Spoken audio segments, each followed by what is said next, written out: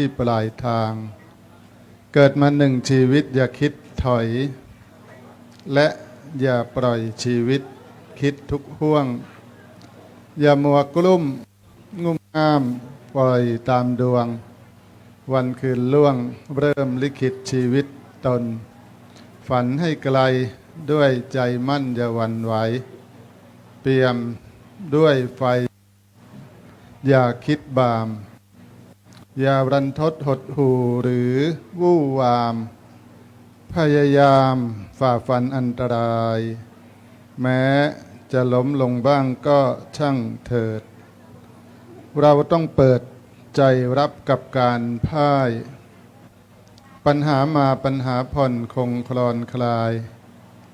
มีจุดหมายมั่นคงอย่าหลงทาง เกิดมาหนึ่งชีวิตพินิจโลก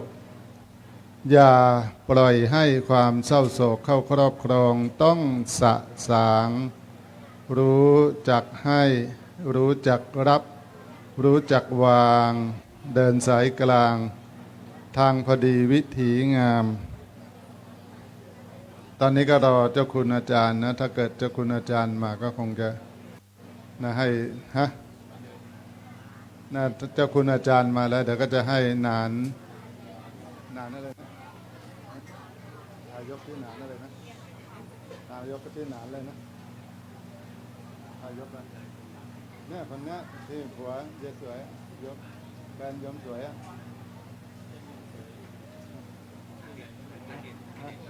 ฮะนั้นเดชหรือเด่นอ๋อเดี๋ยวให้นันเดชได้ทำกิจกรรมศาสนพิธีในช่วงต่อไปเพราะว่าเจ้าคุณอาจารย์ได้มาถึงแล้ว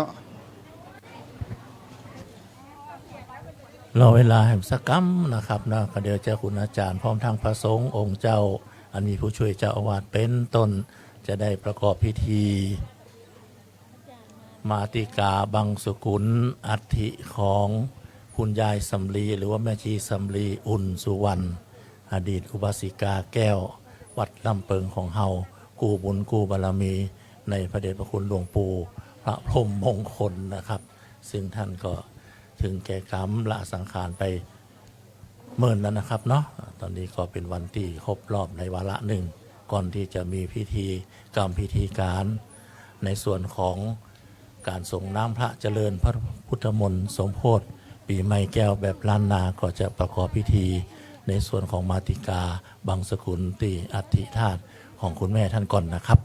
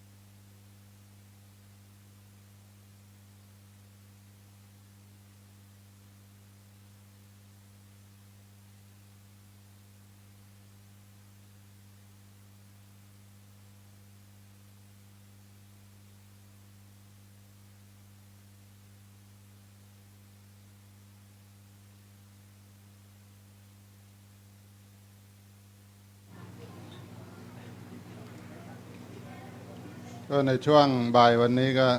นะจะนะจะเจริญพุทธมนต์ก่อนนะก่อนที่โยมจะได้ฟังธรรมเทศคำเมืองเนาะเทศธรรมคำเมืองอานิสงส์วันปีใหม่ก็หาฟังยากนะโยมนะหาฟังยากบางทีต้องเป็นพระนะที่นะอยู่ทางภาคเหนือมีความเชี่ยวชาญในอักขระวิธีนะบางที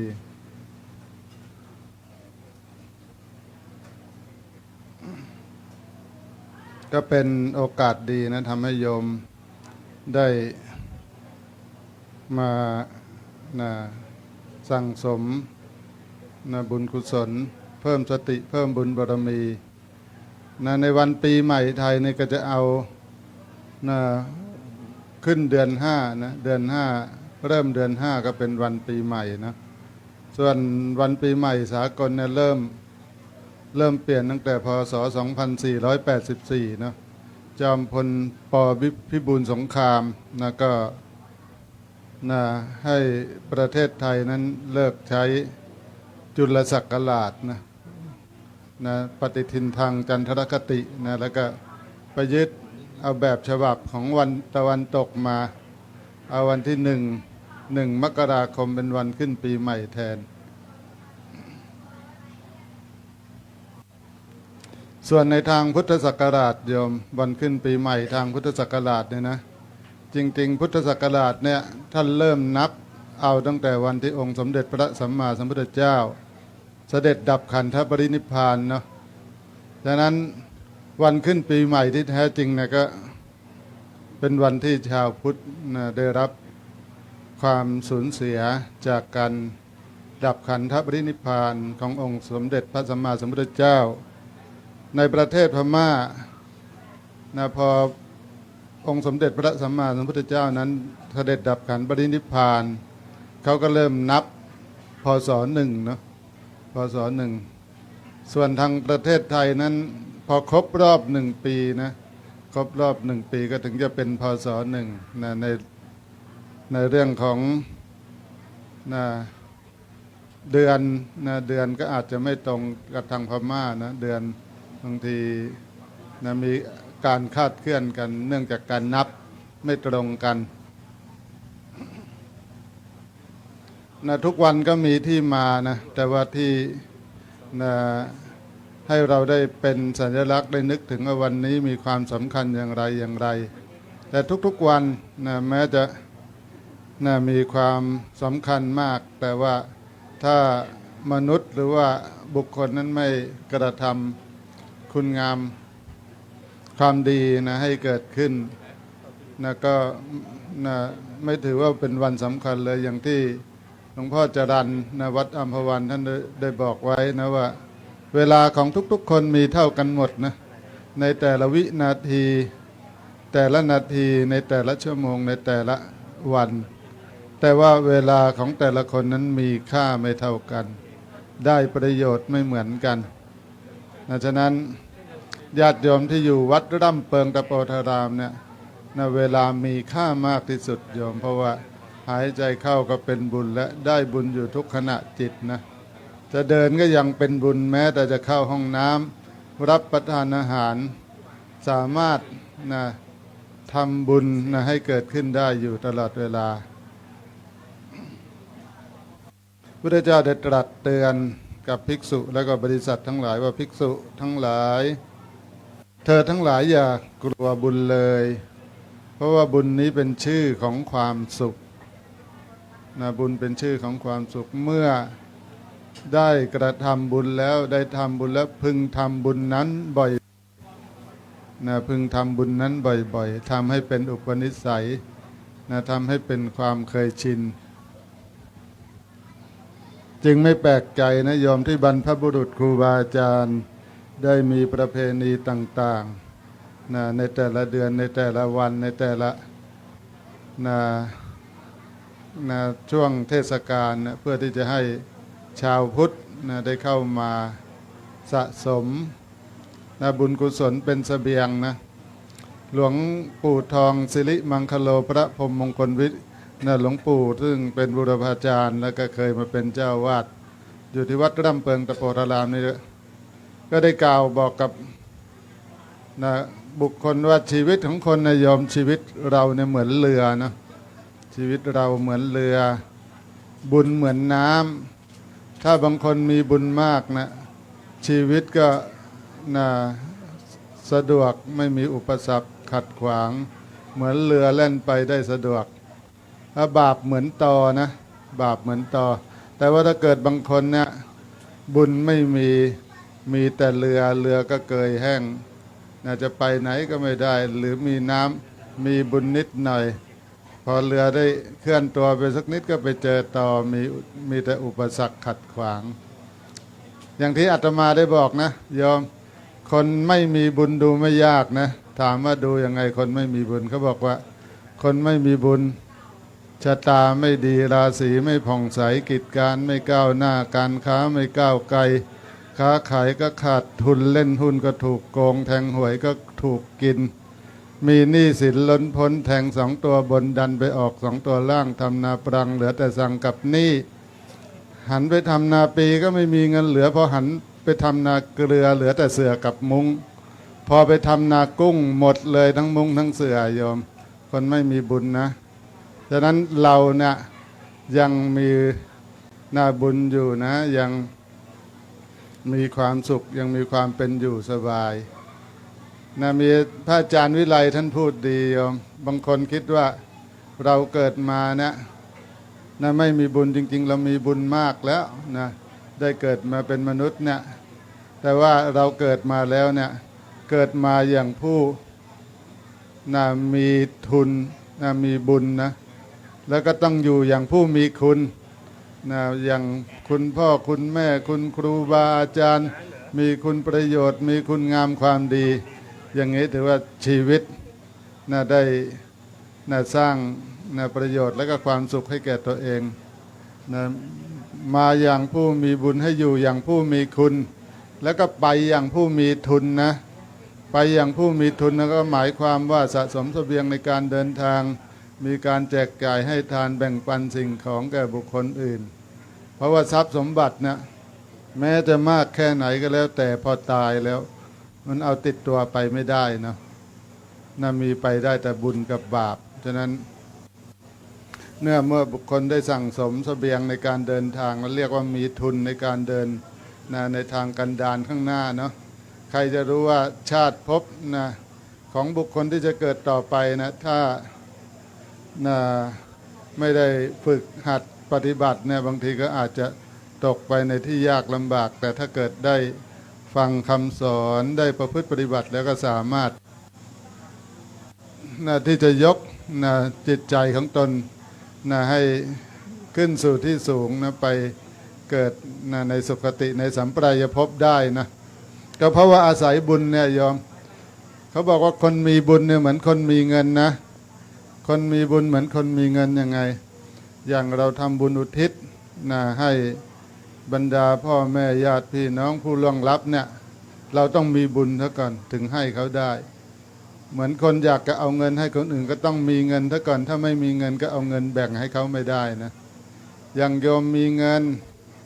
อยากจะไปนอนโรงแรม5 ดาวซื้อรถคันแพงๆซื้อบ้านหลังใหญ่ๆก็ซื้อได้นะมีแต่คนชื่นชมสรรเสริญแต่ถ้าเกิดไม่มีเงินนะแม้แต่อยากจะขึ้นรถเมล์เขาก็ยังไม่ให้ขึ้นเลยนะเพราะว่าไม่มีเงินบุญเหมือนกันโยมถ้าเราไม่มีบุญเนี่ยอยากจะไปเกิดกับลูกเศรษฐีเขาไม่ให้เกิดนะนู้นไปเกิดกับลูกขอทานลูกคนไม่มีจะกินนะเพราะว่าไม่มีบุญแต่ถ้าเกิดมีบุญมากเหมือนธรรมิกะอุบาสกโยมเทวดามาเชิญไปเกิดเลยนะ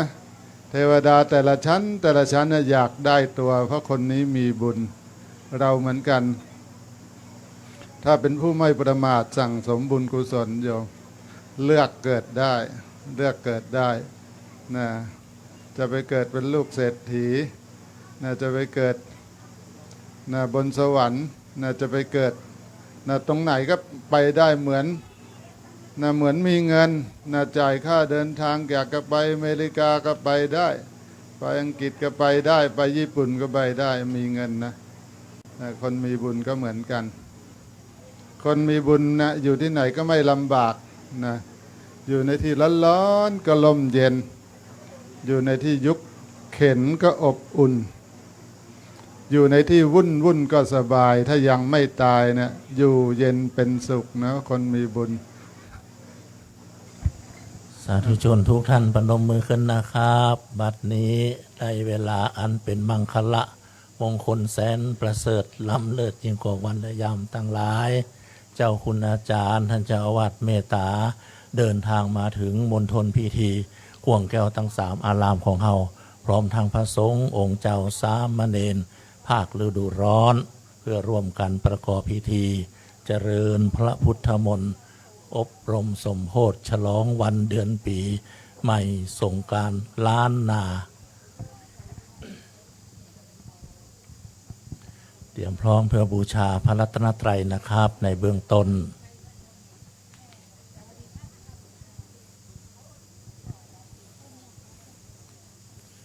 ท่านใดยังไม่ได้ร่วมบุญพระป่ากองงามของนี้ก็ยังมีซองเหลืออยู่ข้างผมเนี่ยครับเนอะเต้าที่มีนะครับเนาะน่าจะสัก12ได้อยู่นะครับมาเอาได้นะครับเนาะก่อนที่เราจะทอดถวายหลังจากเจริญพระพุทธมนต์เป็นที่เรียบร้อยนะครับ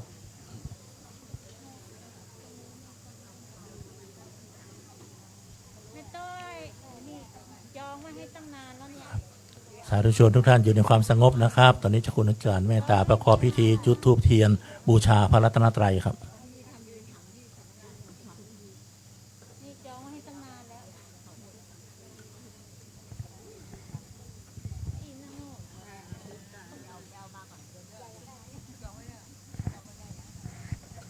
เอาของวางจองไว้ยังไงให้ใครนั่งแม่น้ำแม่ถังใหญ่เลยถ้าท่านจะนั่งถวายท่านเป็นจำเทศไปเลยทั้งหมดนี้เลยสาม ต้ พั น น หน้า บาท สำนักงานหรอ ที่มีถังแล้วมีกระบวยด้วยอ่ะ ค่ะหน้าสำนักงาน อยู่ในสำนักงานสำนักงาน เดินง่ายให้มันไปจะใส่เตียวเดินง่ายเอาได้ไงเดินไม่เหนื่อย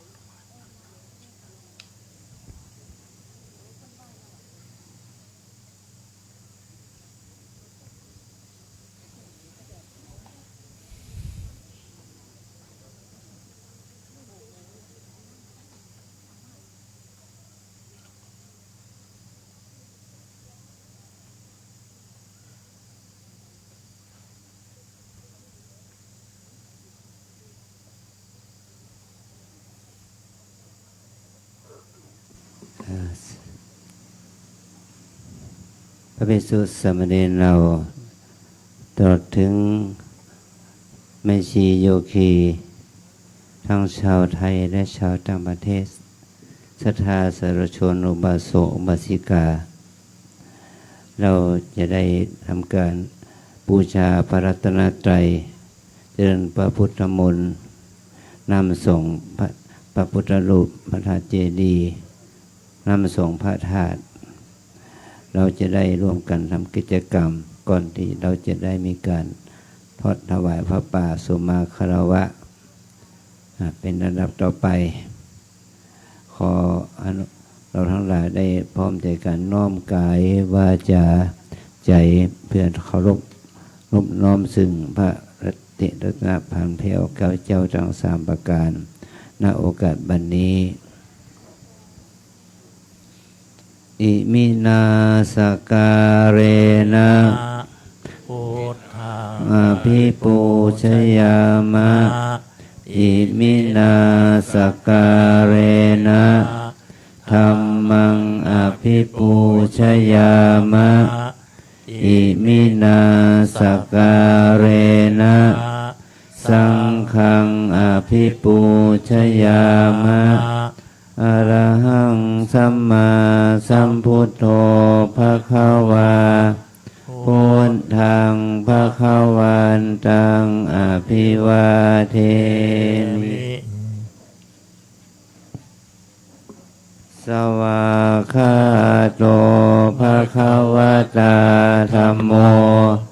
ธัมมังนามัสสามิ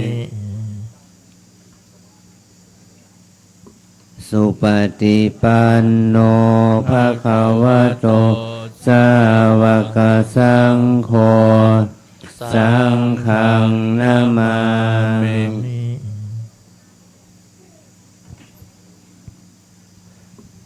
หันธรรมยังพุทธัสสะภะคะวะโตปุพพภาคณมการังกโรมาเส นะโม ตัสสะภะคะวะโตอะระหะโตสัมมาสัมพุทธัสสะนะโมตัสสะภะคะวะโตอะระหะโตสัมมาสัมพุทธัสสะนะโมตัสสะภะคะวะโตอะระหะโตสัมมาสัมพุทธัสสะ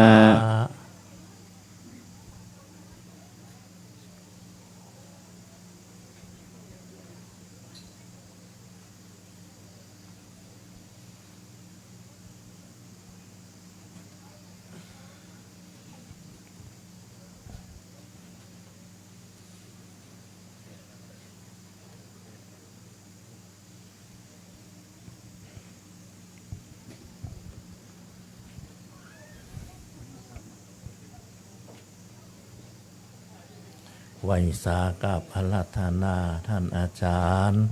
ท่านพระครูปลัตนพันธิตะธรรมโม องค์เทศองค์แสดงธรรมอานิสงส์ปีใหม่เมืองขึ้นสู่ธรรมาสแก้วครับ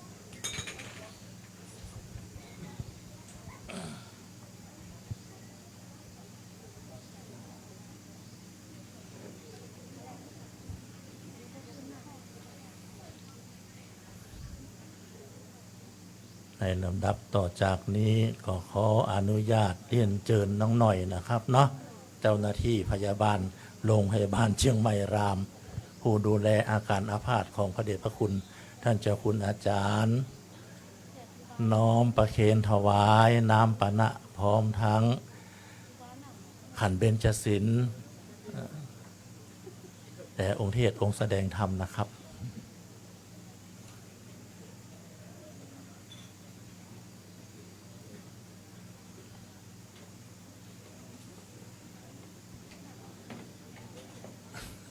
แผ่นดินไหวครับ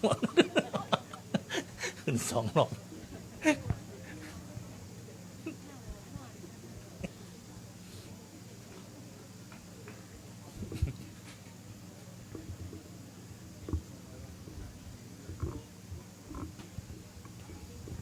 เป็นครั้งแรกในประวัติศาสตร์นะครับเนาะครูบาขึ้นขยับ3 รอบ 4 รอบ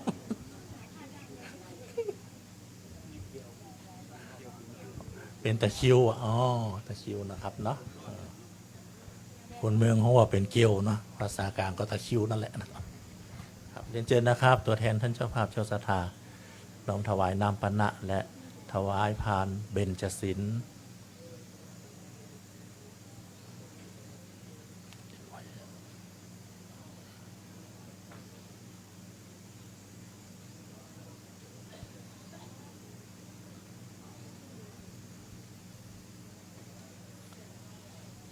จากนั้นเรียนเชิญน้องหน่อยครับนั่งเก้าอี้รับรองที่เดิมนะครับ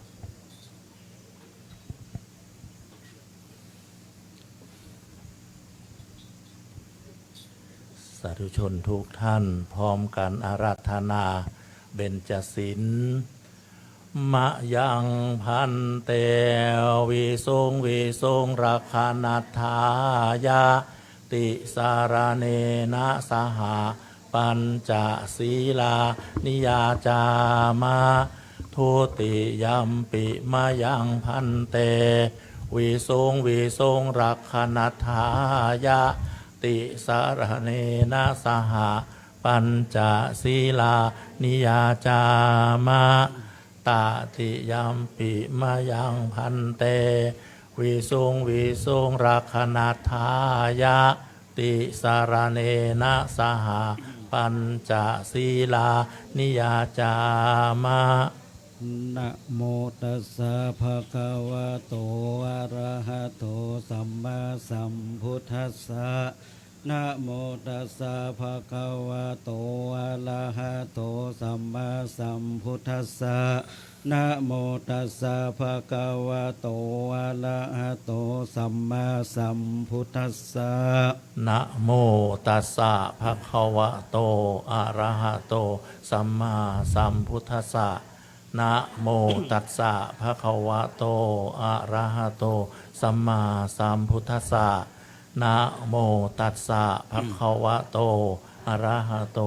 สัมมาสัมพุทธัสสะ พุทธังสรณังกัจฉามิ พุทธังสรณังคัจฉามิ ธัมมังสรณังกัจฉามิ ธัมมังสรณังคัจฉามิ สังฆังสรณังกัจฉามิ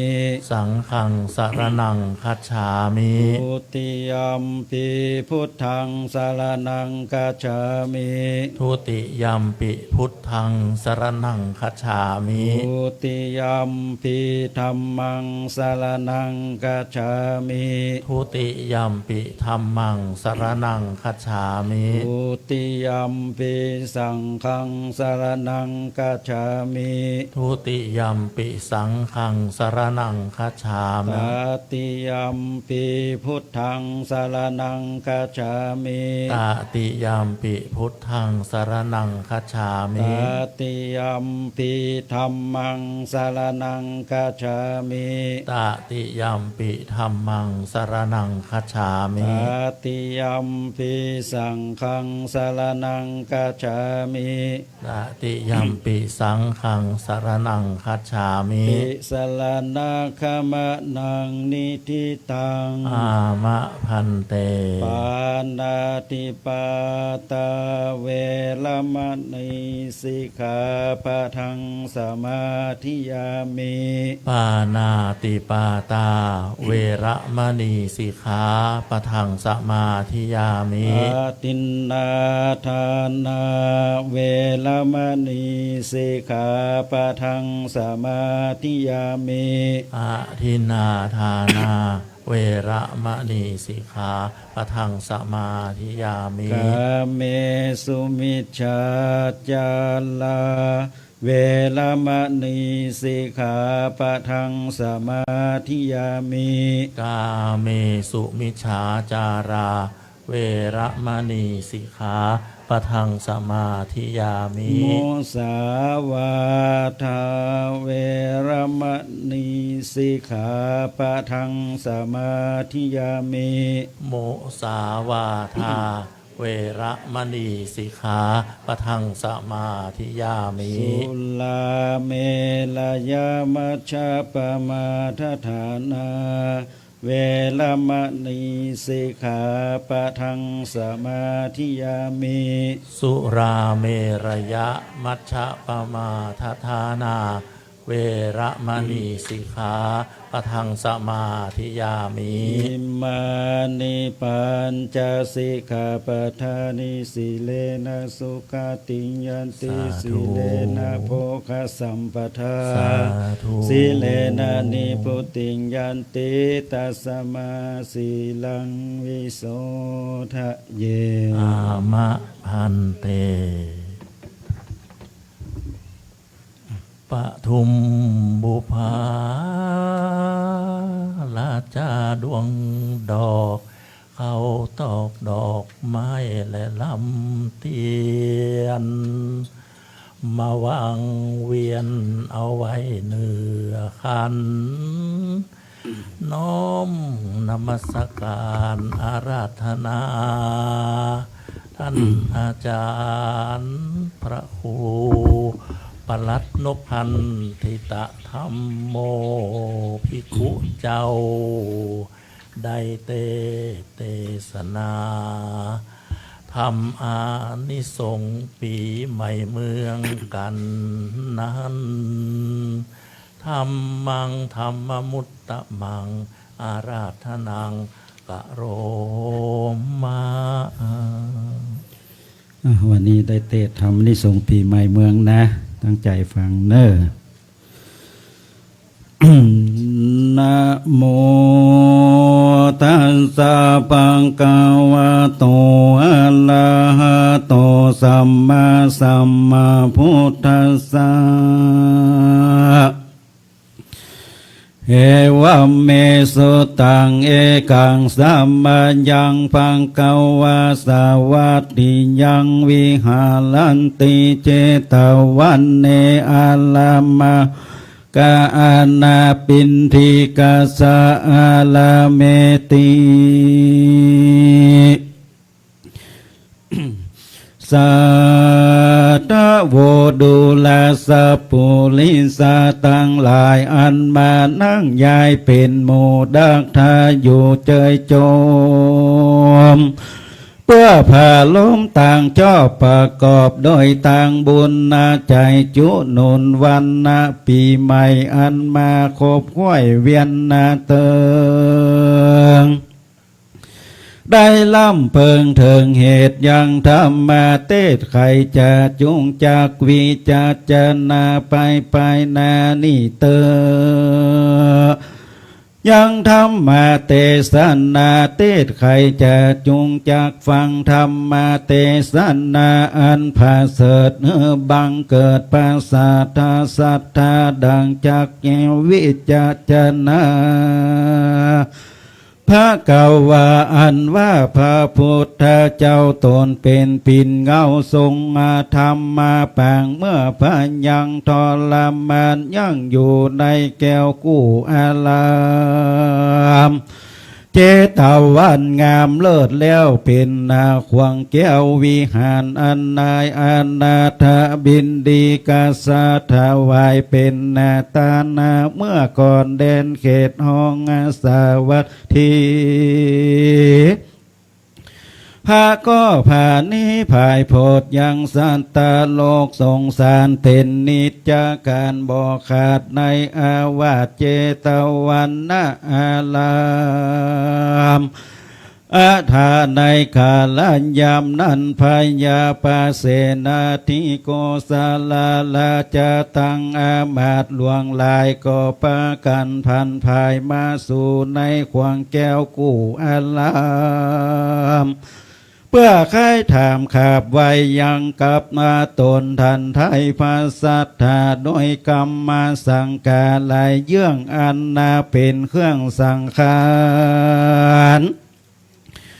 พระพุทธเจ้าอยู่สันฐานที่ใดก็ปากันไปในตีนันนากันนาเข้าไปแล้วก็มีใจผ่องแผ้วยินดี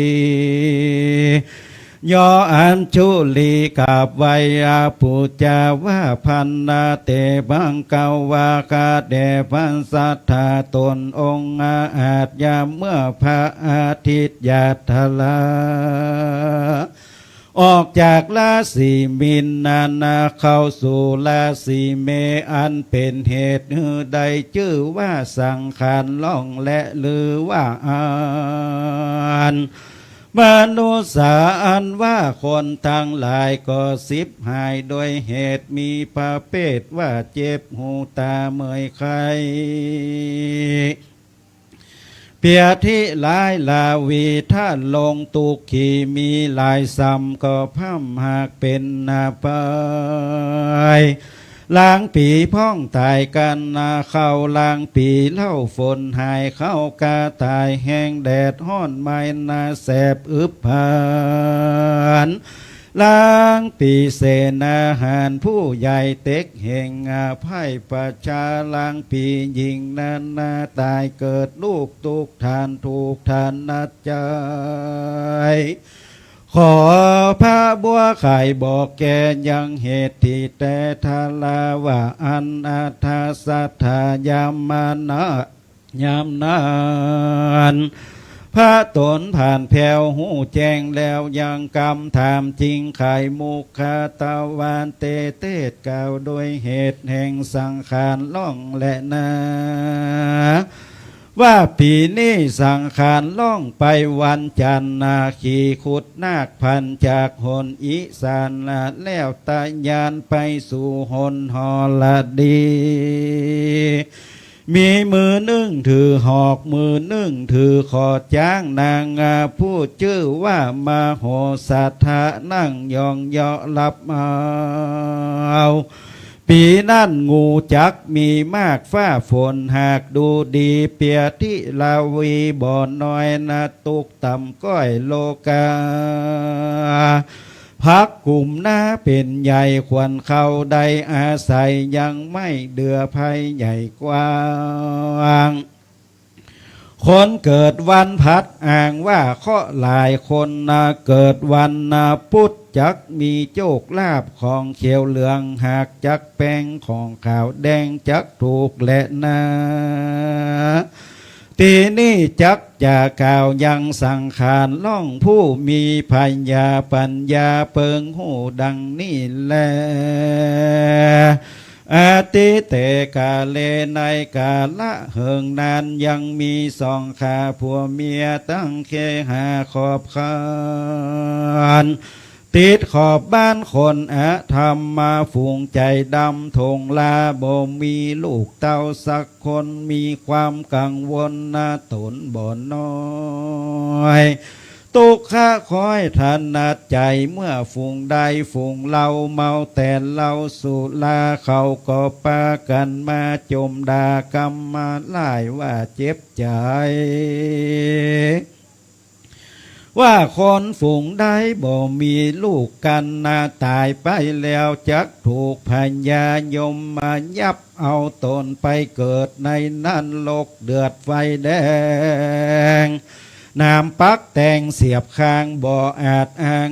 ว่าเป็นดีสมบัติมีปังเป่าตายแล้วเล่าดอมมาได้เหตุบ่มีสายสืบสร้างตุกอ้างวางนักหนาเลี้ยงปากโดยสุลาบุญก็ยังบ่แม่เติมแทงบ่อาจแองบ่เหือดแหงตันใจมีลูกใจสืบสร้างตุกแต่เล่านักหนาสองขาผัวเมียได้ยินใส่ฮ้อนวู่ไม่ในสวงจริงจวนกันไปกับไว้ยังเตปะไทยนาลมกว้างวอนกล่าวอ้างขอบุตรตาฝูงเทวดาสังเวชเพราะด้วยเหตุเศรษฐีมีสินดีบ่เศร้าศีลห้าเล่าบ่ขาดกับตนจริงเหาะหนขึ้นอากาศไปสู่นิวาสพญาอินตาแล้วเจียนจ่าไปหลายสิ่งยามนั่นพญาอินจริงเมตตาธรรมะปาละเทวบุตรลงมาเกิดเอากำเนิดเมืองลุ่มปาลาอยู่ในต้องพาลียาเศรษฐีใหญ่10 เดือนนาค่อยมาเติงก็พาสุดได้บุตรตาลูกน้อยงามข้าควายต่อตาส่วนปิตามารดาพ่อแม่มีใจแผ่จมมาบานโดยกุมารน้อยลักข้าควายเตรียมตาจิงใส่ชื่อกุมารลาลูกเต่าว่าเจ้าธรรมปาละกุมารนาว่าอันนาแลกันไวยากาละคืนใหญ่ก็ฮือเจ้าได้ไฟวิจาฮือได้เฮียนมนเปตกาถาเจ้าเมืองปาลาเหล่าอูว่าธรรมะปาละหนอกู้บุญใสมีปัญญาไวนักผาดหูมนยำวิเศษแห่งสัตว์นานาตาในกาลยามนั่นเต้ามาหาพรหมมาตนองค์อาจจักใครลองจาดพญาปัญญาแห่งธรรมะปาละกุมารนาจริงยวลิยาจากฟ้าเบนนาลงมาเพื่อทำปัญหาทวนนาทีดาคอกี้ไขจาว่าดูลาธรรมะปาละกุมารนาผู้มีปัญญาหารแก่กาเจ้าจุงแก้ปัญหาแห่งเราการเจ้านี่แก่ใดหัวแห่งเรานี่ไส้ปันธนันนาเฮาจักตัดคอปันหือขาดมอบหัวแห่งละจะปูจา การนาเจ้าแก่ปัญหาเราบอดใดคอตั้นไทยเตี้ยงจักขาดจีวังกำหนด7 วันเป็นขนาดปัญหานี้หากมี3 มาข้อคือยามเจ้าสลีอยู่ตีใดยามเตี้ยงไปกล่าวแก่สลีแต่อยู่ต่างใดยามกลางคืนใสสะอาดสลีหากอยู่ที่ใดเล่าจ้ากันพายยาพมมากล่าวปัญหาเต่านั้นแล้วก็รีบผ่านแผ่วหายไปก็มีแล่นยามนั่นทำมาปาละกุมารมีใจบ่บานตุกยากเจ้าบ่อาจแก้ปัญหาแห่งพระยายมกล่าวอกห้อนพาวไปมาสันทะมา6 วันล่วงแล้วใจเจ้าหนอแก้วตันโตนเขาจะตาโจรตุกยากจึงหนีภาคบ้านไกลกาเข้าไปสู่วนาป่าใหญ่นั่งอยู่ใต้ไทรงามยกมือวางนั่งให้เพราะแก่ปัญหาพมบอดใดนักหนากลางดงนาสงัดมีความวิตักลำบากบ่จ้างออกปากสันได้กลัวความตายมาลอดใจแห้งหอดเย็นไว้ก็มีและนายามนั้นยังมี2 ขานกอินทรี2 ตัวอันเป็นผัวเมียกินเงาจับอยู่บนเข้าไปตานมาเหิงนานบ่ภาคนกตัวเมียออกปากเจียนจ๋าว่าดูลาผัวตีไววันพูกนี้สันใดจักบินไปไหนสอดล่าหาอาหารกว่าดงพายหาอันใดกินยินยากสั่งมาลำบากตังกินส่วนนกผัวได้ยินเมียกล่าวจึงตานเล่ากำไปว่าดูแลสายใจเฮยน้องพี่เฮาอยู่ตีนี้สัมมาลานใจอาหารลายลำมาอยู่ท่าวันพวกนี้เปิ้นจักขาธรรมะปาละกุมารก็จักเป็นอาหารลำมาใจน้อยเพื่อมันถอยพัญญาปัญญาบ่อาจแก้ปัญหาแห่งตนพรมใดซึ่งเปิ้นซึ่งปันทนันไว้แต่หัวทีเล่นยามนั่นปักขานกตัวเมียผู้ฉลาดมีใจหากสังกาว่าปัญหามีสันใดจะขอบอกฮือข้ามอนพ่องทลา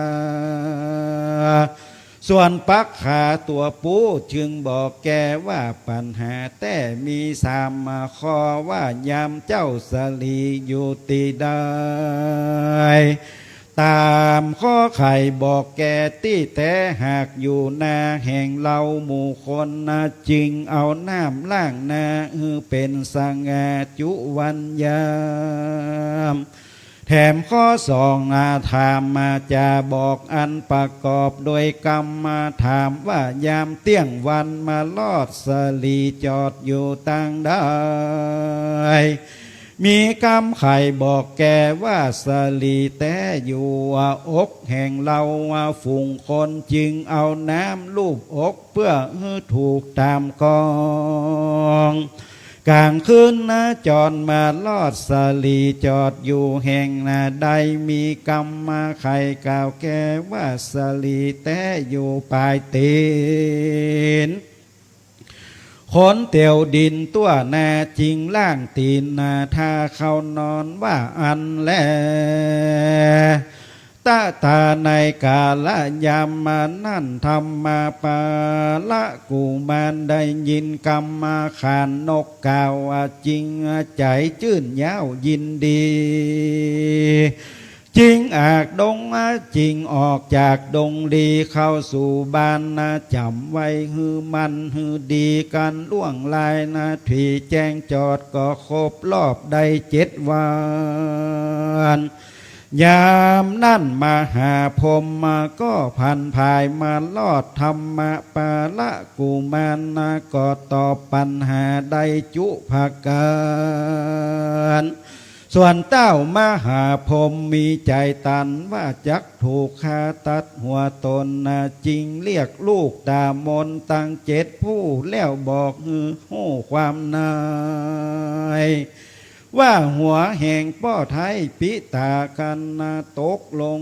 ไปใส่พื้นแผ่นลาไตปัทวีก็จักเป็นอัคคีไฟลูกใหญ่วู่ไม่โลกากันตกลงในกงกาน้ำใหญ่จักแห้งไข้เขินทรายแม่นใส่ลงอากาศฟ้าฝนก็หากจักขาดสูญหายมีใจวุ่นวายลำบากเต้ามหาพรหมมาจึงออกปากสัญญาฮือลูกตั้ง7นางเอาขันมาทับหัวป้อตนไว้แล้วเต้าไทยก็ตัดหัวตนหมูตามนลูกเต้าก็เอาขันเข้าไปรับหัวแล้วนำไปสู่ธรรมกันทลีอันมีในเขาไกลาดลูกสาวตั้ง7 คนก็พัดวนกันมาขันหัวป้อตนบ่ขาดปีได้สังขารไปวันอาทิตย์นางผู้เก่าชื่อว่าตุงสาก็มานั่งยองเยาะรับเอาขันอันใส่หัวตนพรมมาตนป้อแล้วปากันเห็นเหต่อกันไป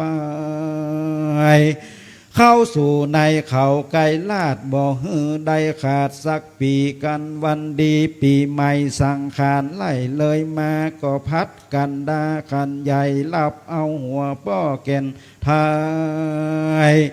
แห่งตนจุปีครบ7 คนดีบ่ขาดตามกรรมมาป้อหากสังจาดังโบราณจ๋ากล่าวอ้างว่าสังขารล่องว่าอันแลทีนี้จักกล่าวยังเสียงแห่งเทวดาก่อนแลกันฟ้าห้องหัวปีฮือฟังตั้งแต่เดือน5ออก5ค่ำไปลอดเดือน6แดดเตอฟ้าห้องหนวันออกชื่อว่าเทวดาไขประตูเล็กคนจักเจ็บตายมากฟ้าฝนหากมีลายฟ้าห้องหนแจงตาย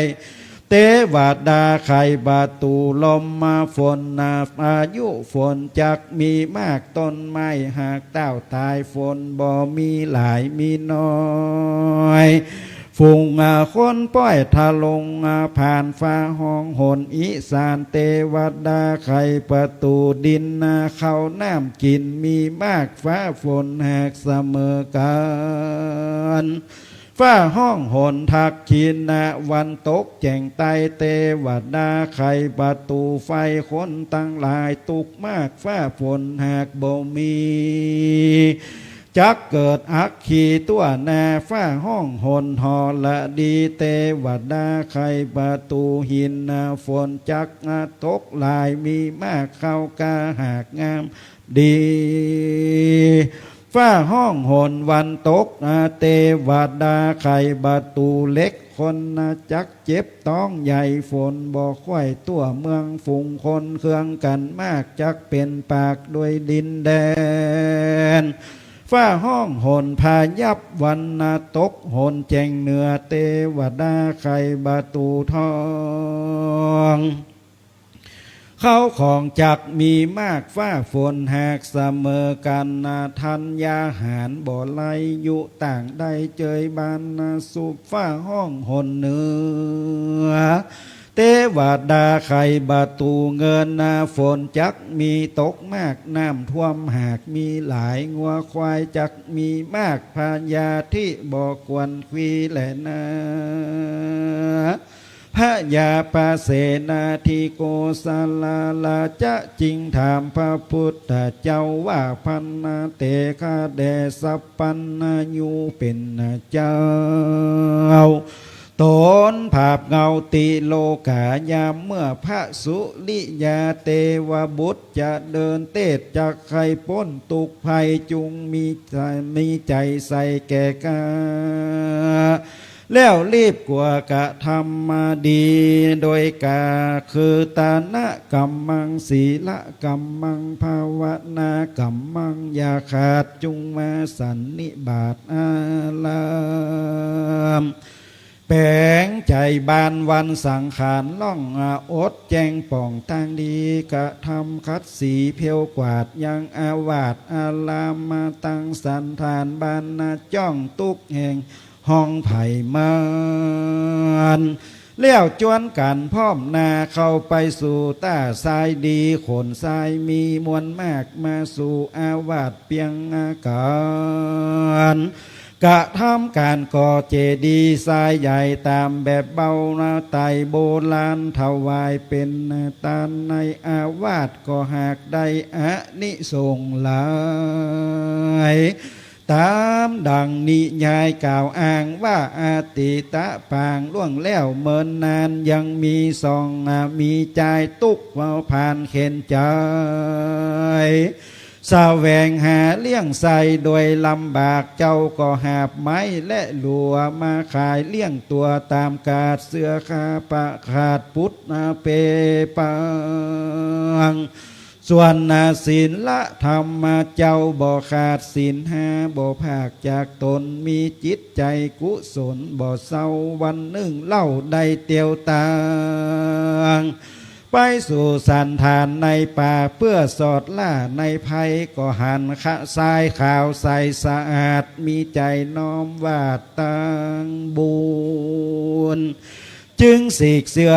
ขาดเป็นธงนำมาปักลงบนเจดีย์ทรายอธิษฐานหมายมันในใจว่าบุญตั้งหลายได้สร้างหยาดหิดม้างไกกาขอเป็นพระมาภายโพดนำสัตว์ข้ามโลกสงสารแด่เตออาปาละภาเคอยู่มาบ่อนานเต้าใดเจ้าก็ได้เข้าสู่มรณะได้นำอัตตาตนตัวไปเกิดจันฟ้าเลิศไปโบนสาเวยสุขผลลำโยกบุญนันโสดนำมาเกิดในมนุษย์สาหลุมไตก็ลวดได้ทัดพญาคือกูพระตถาคตนิสัยเอตอานิสงส์ใดก็เจดีย์ทรายนั่นแหละนะอานิสังสาคนตั้งหลายฝูงใดมีจิตใจสะอาดมีจิตใจหากกุณนายังสัตว์นาหลายซ้ำได้ปล่อยสัตว์ตัวต่ำสี่ตีนสองตีนมัชฌากัสสะสกุณาทะโยมีตนว่าเต่าป่าหอยนกมีใจยกออกจากตีผานเจตนาบานจมจื่นใจห่มเหินได้ปล่อยยังฝูงหอยกุ้งเหนียวได้พ้นตุกดังอ่านอะโลคายาปะละมาลาภาก็จักได้อานิสงส์มากมีอายุหากยืนนานดังสุขสามเณรอันนาเป็นลูกศิษย์มหาสารีบุตรเจ้าได้มาฟังได้มานั่งเฝ้าพิจารณายังอัตตาลายสิ่งลูกศิษย์มิ่งมงคลคือตนสามเณรอยู่ในเกณฑ์จักมรณะภาพจักหมดญาติยามเย็นสุขสามเณรห้องให้อกปั่นบาไปมาน้ำเนตตานายัวปังลงอินดูคูตนนาตีไวเหตุตนจักได้ภาคบานนาไกกาอินดูมันดาตนแม่อันนั่งนาแพกองหาอินดูปิตาตนป้ออันนั่งอยู่ทากองตานาสามเณรจริงนมัสการกราบไหว้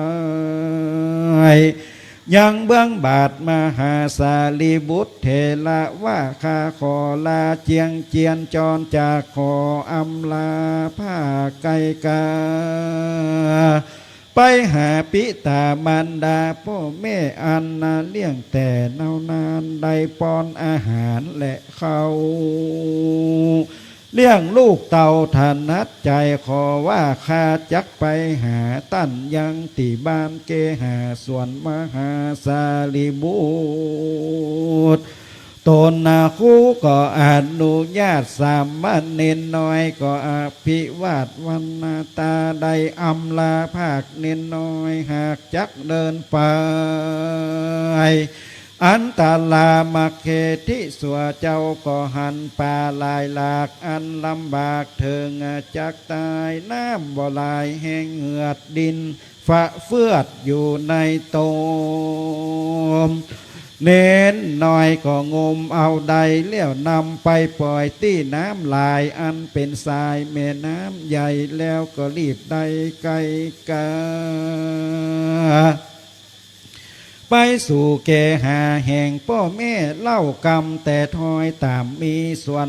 พ่อแม่ตุกขี่ลำมาบากน้ำตาหากปังลง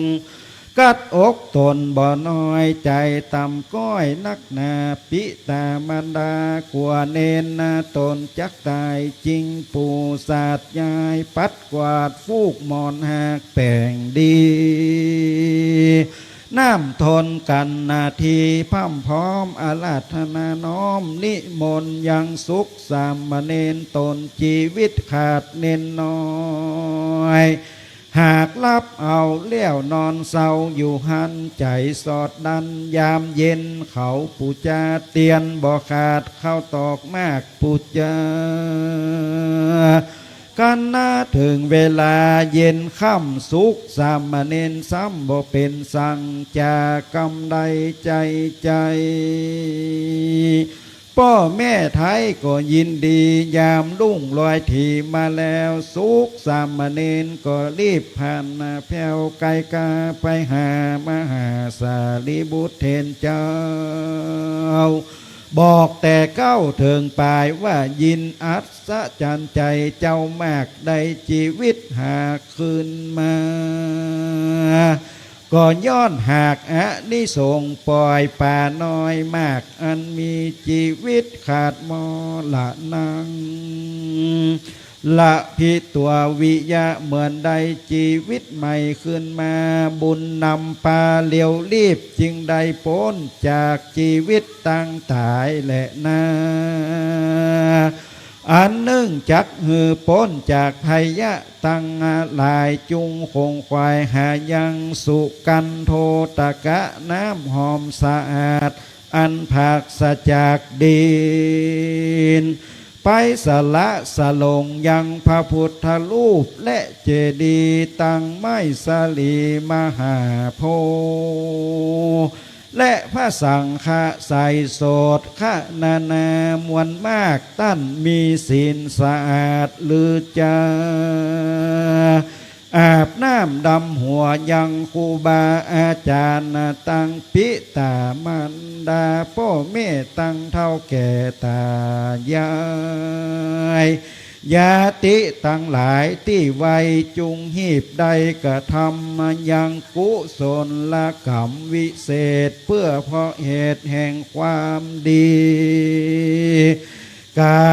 ละยามปีใหม่จักเป็นบุญใหญ่นำนาดังอดีตอติตาล่วงแล้วยังมีหญิงแก้วเข็นใจทุกถนัดใจลำบากเจ้าได้หาบยังหลัวมาขายเลี้ยงตนตัวบ่ขาดมีศรัทธาบ่ภาคจากศีลธรรมมีสัจกรรมเตี่ยงมันใจบ่คือสันของจิตใจคอสะอาดมาวันหนึ่งหากได้หันยังคนหลายอนันต์มวลมากมีมือถือถาดและขานใส่น้ำอบจันหอมเหินดอกไม้ยื่นย่อถวายฮดหล่อยายยังถาดเจ้า มีดอกไม้เล่าปูจาฝูงคนนานามวลมากส่วนตนนางเข็นใจทุกข์ยากก็มีจิตศรัทธายินดีในร้อยที่วันปีใหม่แปลงตาค่อยเล็งดูว่าตนกูนี่ทุกข์หลายจักหาอันใดบ่มีจักปูจาสลีมหาธาตุย้อนความทุกข์ยากทะลงผ่านมีจิตสันดานผ่องแผ้วนางขานิ่งแล้วในใจก็ฮีบไปสู่บ้านจริงแต่งหางยังแป้งหอมตีบ้านนางรีบกันเอามาน้อมถวายปูจายังพระธาตุใจนางนาดยินดีปีติมีเตียงมันนบขอบคันสามทีโดยกายะวจีติติติเตาหาแห่งใจหน่วงแน่นศรัทธานางปรารถนาตามไฟว่าขอให้ได้สุขสามประการอยู่บ่อนนั้นเต้าใดก็เสียงเขตนางก็เข้าเศษเข้าเขตมรณาก็เอาจิตวิญญาณไปเกิดในห้องเลิศตุสิดามีนางฟ้าอยู่เฝ้าสมบัติติบเล่านำนานางมีกลิ่นตัวหอมยิ่งโยกเป็นตีโปรดแก่นางฟ้าตั้งหลาย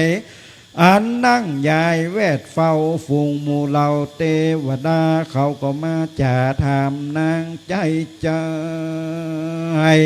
ว่านางใดกระทำบุญสั่งจาจริงได้มีกลิ่นหอมกันหาหอมอ่อนนางก็ตอบอ่อนอ้อยกำงามตามดังในยะอันกล่าวมาแล้วแต่ปางหลังนั้นแหละนะดูลามหาราชเจ้ายามเมื่อพระสุริยะอาทิตย์สถิตย้ายจากราศีมินไปสู่ราศีเมษเป็นเหตุคือคนตั้งหลายนานาจุงกะทำตามโอ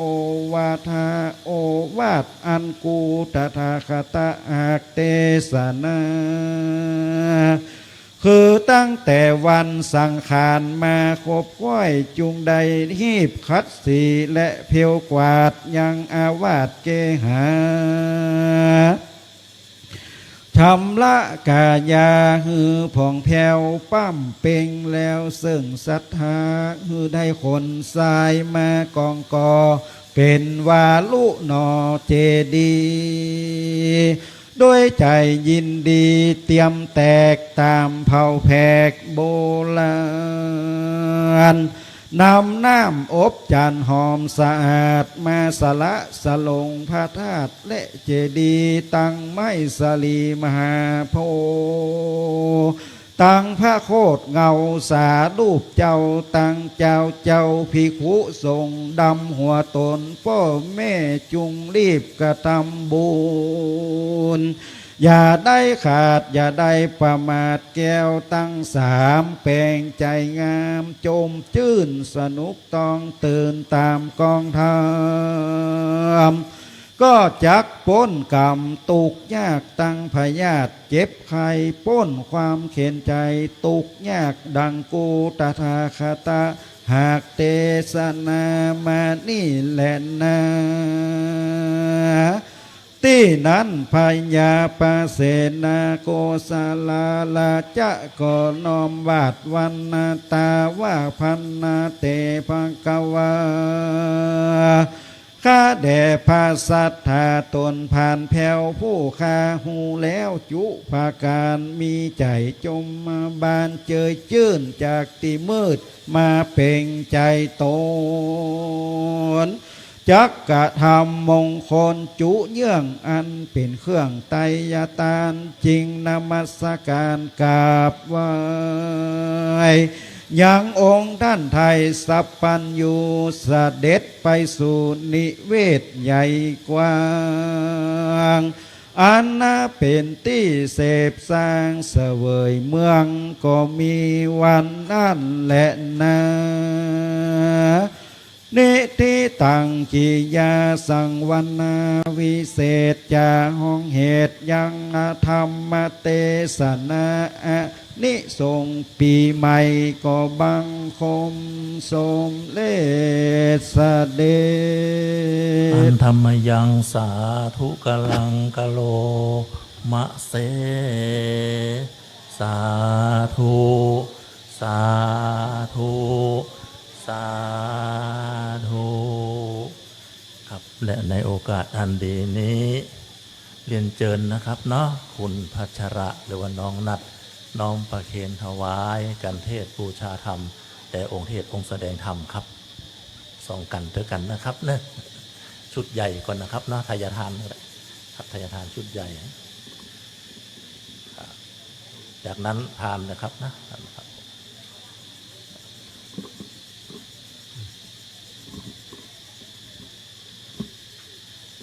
เชิญคุณพัชระกับนั่งเก้าอี้ที่เดิมนะครับ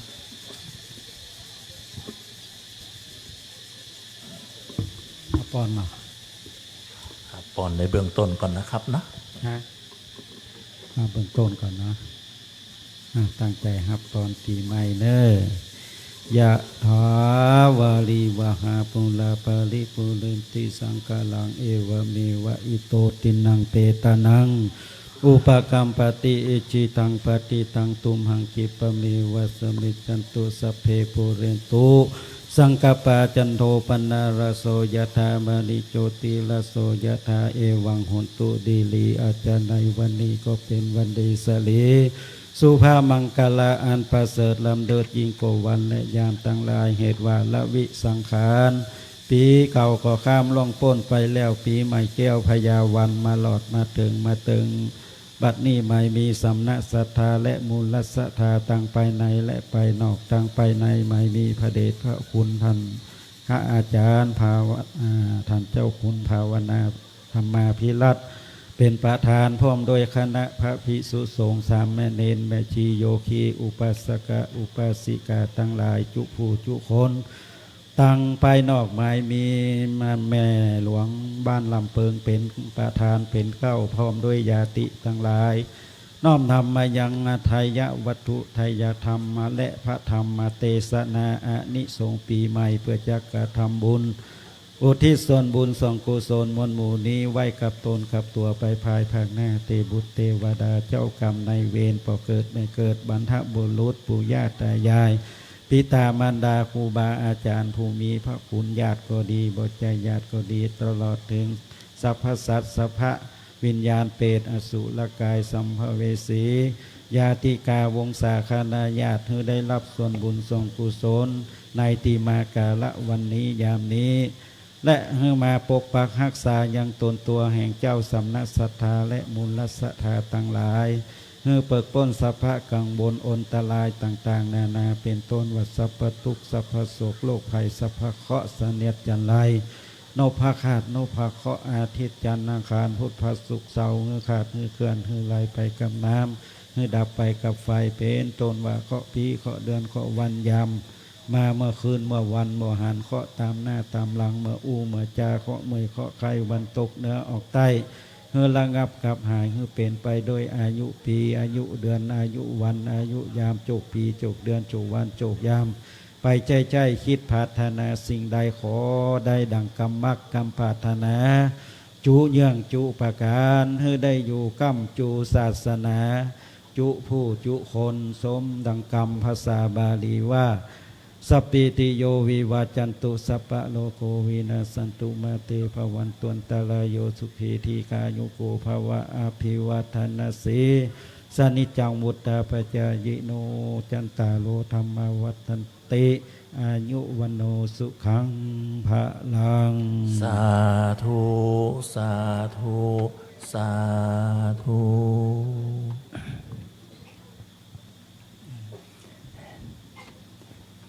เราได้ฟังธรร รมเทศนาอานิสงส์ปีใหม่ ในปีนี้ตามคำพีร์ที่ท่านได้พยากรณ์ว่าสังขารล่องในวันจันทร์สังขารล่องในวันจันทร์ปีนี้คนเกิดวันพุธมีโจมีใจคนเกิดวันพฤหัสมีเคราะห์ก็ขอให้เราอาศัยการรดน้ำหัวรดน้ำเนี่ยให้เราปนเคราะห์ให้น้ำให้มีโจมีใจด้วยกันเนาะคนเกิด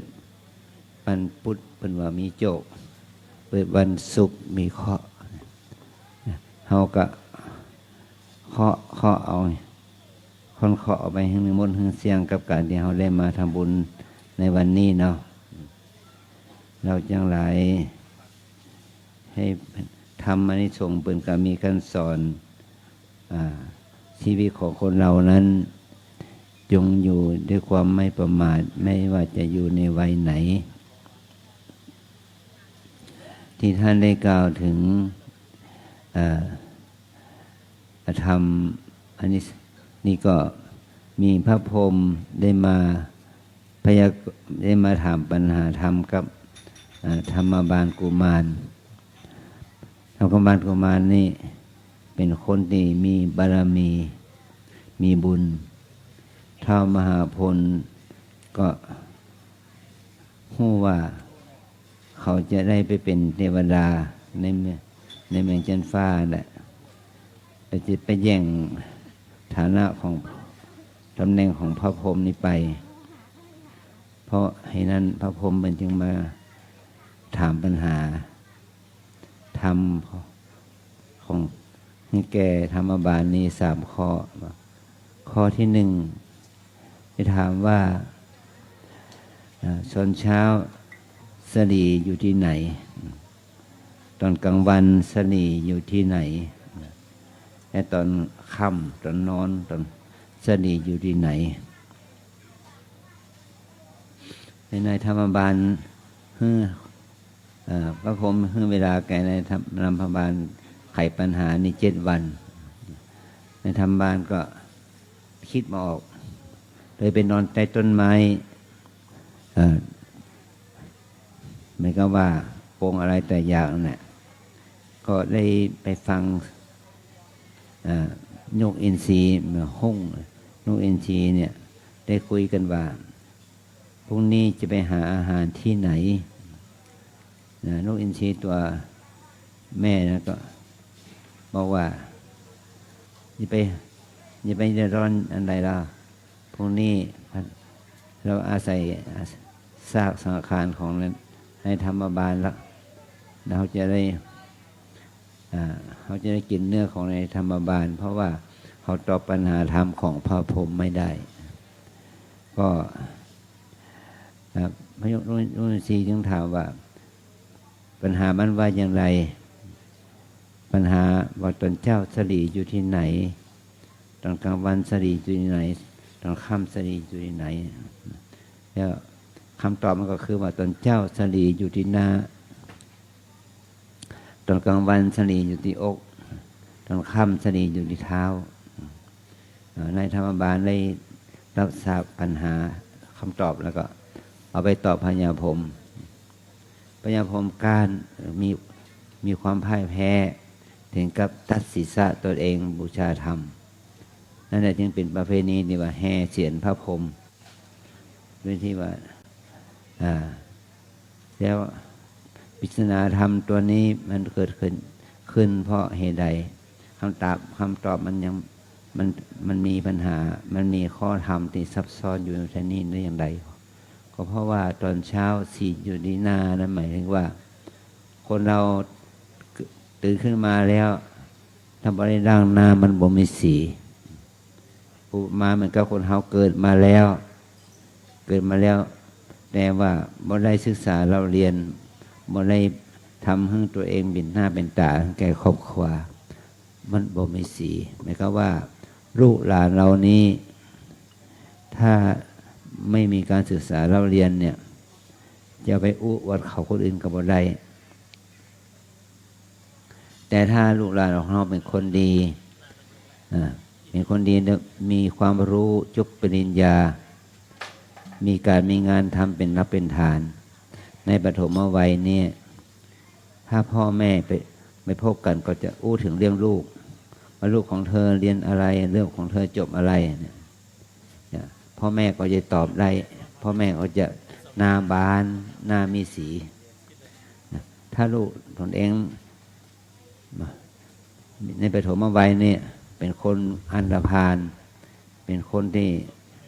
ติดยาอย่างนี้นะถ้าพ่อแม่ไปเจอกันในโอกาสเลี้ยงลูกเลี้ยงอะไรอย่างนี้ประถามว่าลูกของเธอเรียนอะไรจบอะไรทำงานอะไรก็ตอบบ่ได้เพราะว่าลูกของตัวเองเนี่ยเข้าคุกเข้าตารางจะมองสีว่าเนี่ยก็คือว่าสีของคนเรานั้นจะต้องได้แก่การมีความรู้มีสติปัญญามีความดีจะเป็นสีแก่พ่อแก่แม่ถ้าเราอายุสมควรแก่การแต่งงานมีการงานเป็นรับประทานนั่นแหละเราจะต้องเป็นคนมีใจนักแน่นมั่นคงมีจิตใจเยือกเย็นมีการระงับยับยั้งชั่งใจมีเมตตาจิตมีขันติธรรมจะต้องมีเหมือนกับคนเราเมื่อโตขึ้นแล้วเราเป็นคนใจร้อนเป็นคนใจหินใจร้อนเนี่ยก็ทำให้ครอบครัวอยู่บ่ได้ลูกหลานก็บอกเสียพ่อเสียแม่เป็นว่าเป็นพ่อเลี้ยงเดียวแม่เลี้ยงเดียวอย่างนี้นะมันก็บ่มีสีเพราะลูกก็บ่มีความชื่นใจบ่มีความสุขใจเพราะว่าถามถึงเรื่องลูกพ่อลูกทำฮะเมื่อคนเราได้ถามเดี๋ยวลูกพ่ออยู่ที่ไหนแม่ที่ไหนลูกทั้งหลายก็บ่มีใจเบิกบานละจิตใจก็บ่ใครม่วนเลยบ่ใครงามแล้วฐานะของครอบครัวมันไม่มีความมั่นคงก็นี่ก็คือว่าเนี่ยคนเฮาเมื่ออยู่วัยกลางคนวัยตั้งเนื้อตั้งตัวมันจะต้องมีความหนักแน่นมีจิตใจมั่นคงเมื่อเราทำงานเป็นรับเป็นทานจนเกษียณราชการแล้วจนเกษียณการงานแล้วอย่างนี้เราจะต้องเป็นคนมีสีที่สาม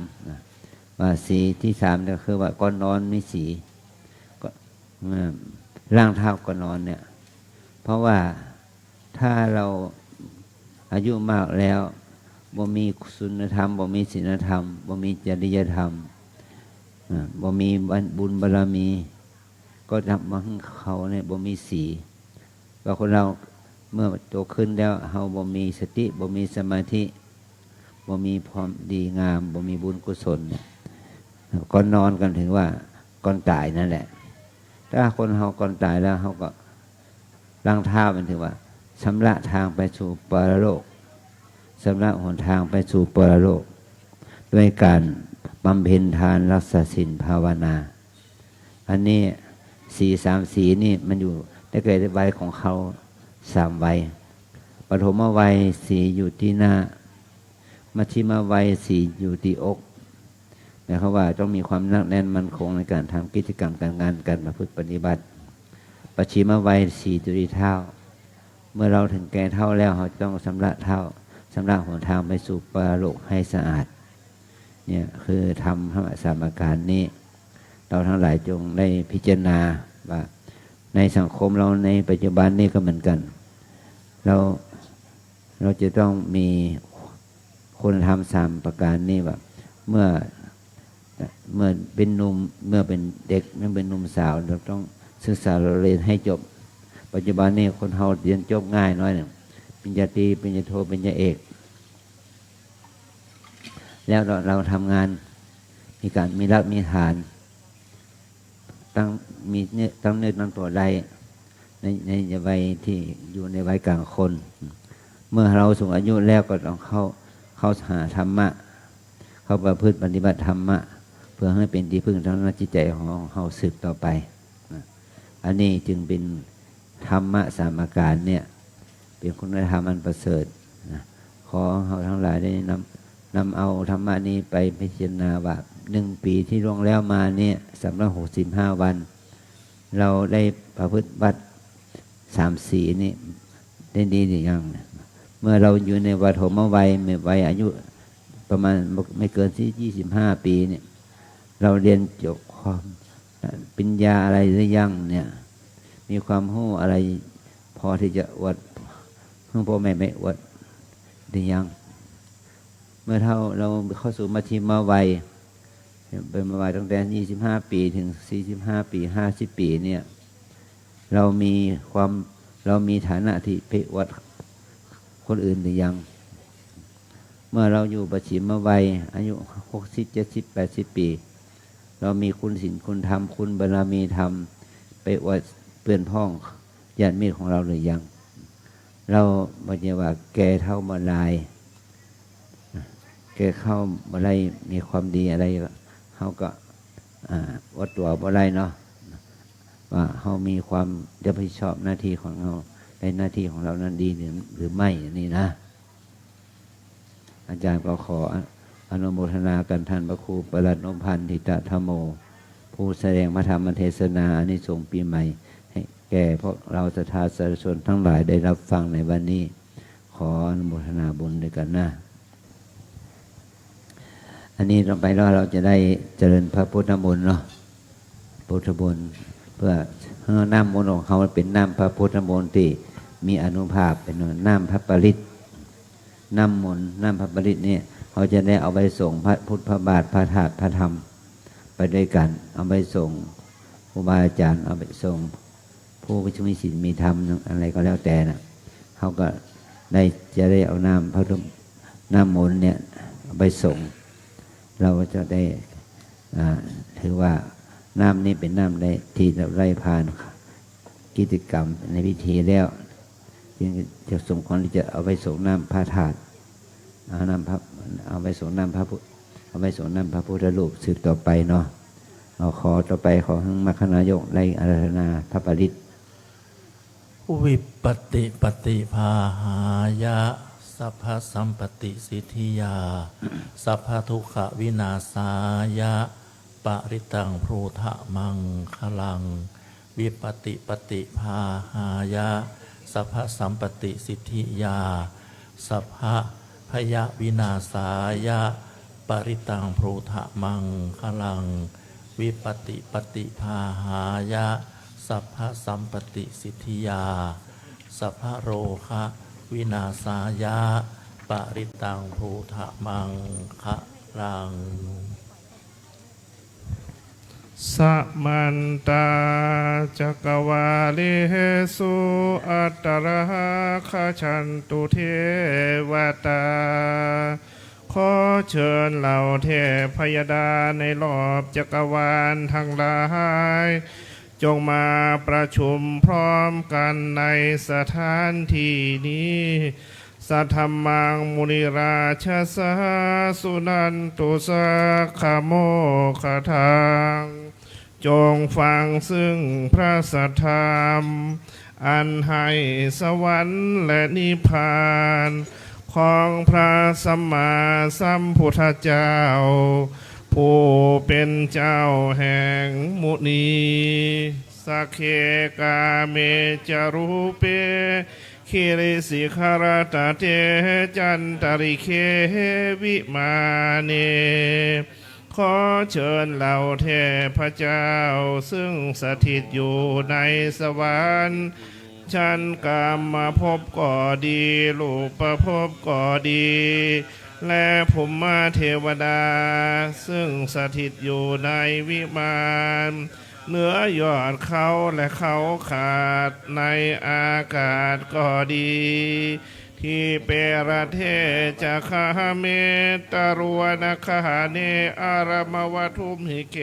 ตเต ในเกาะก็ดีในแว่นแคว้นก็ดีในบ้านก็ดีในต้นพฤกษาและป่าชักก็ดีในอารามก็ดีในที่ไรนาก็ดีพมมาจยันตุเทวาชาราธารวิสเมยัคขคันทัพนาคายักษ์คนทันและนาคซึ่งสถิตอยู่ในน้ำและบนบกและในที่อันไม่เรียบรามก็ดี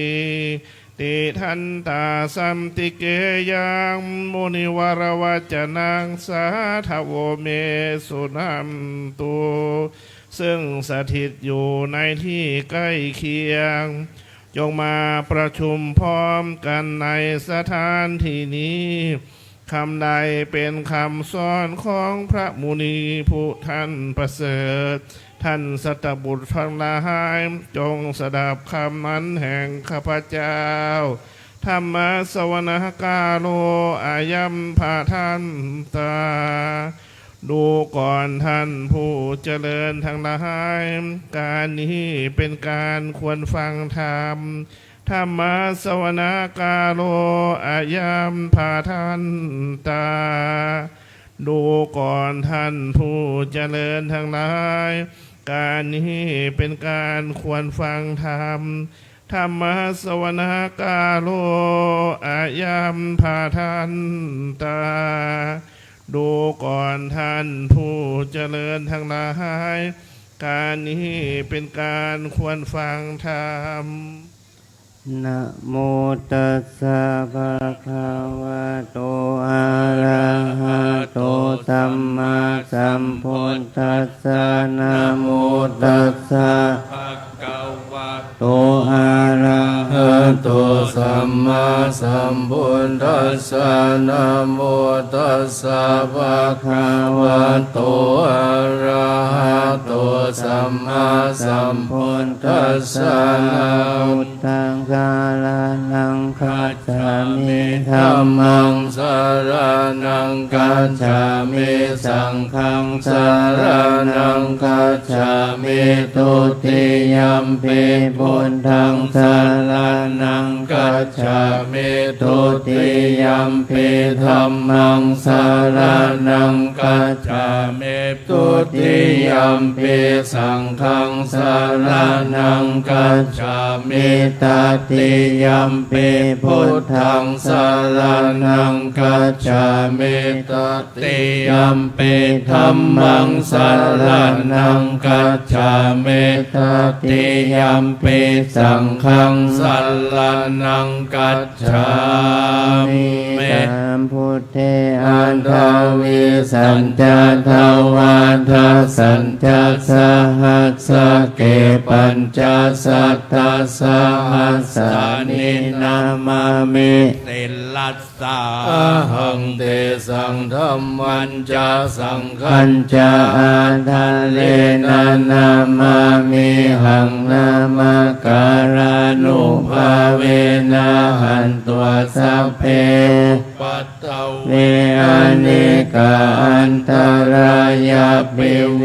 นัสสันโตอาเสสะโตสัมพุทเทปัญจปัญญาสัญจจตุวิสติสหัสสะเกทัสสะสัตตสหัสสะนินามามิสิลัสสะ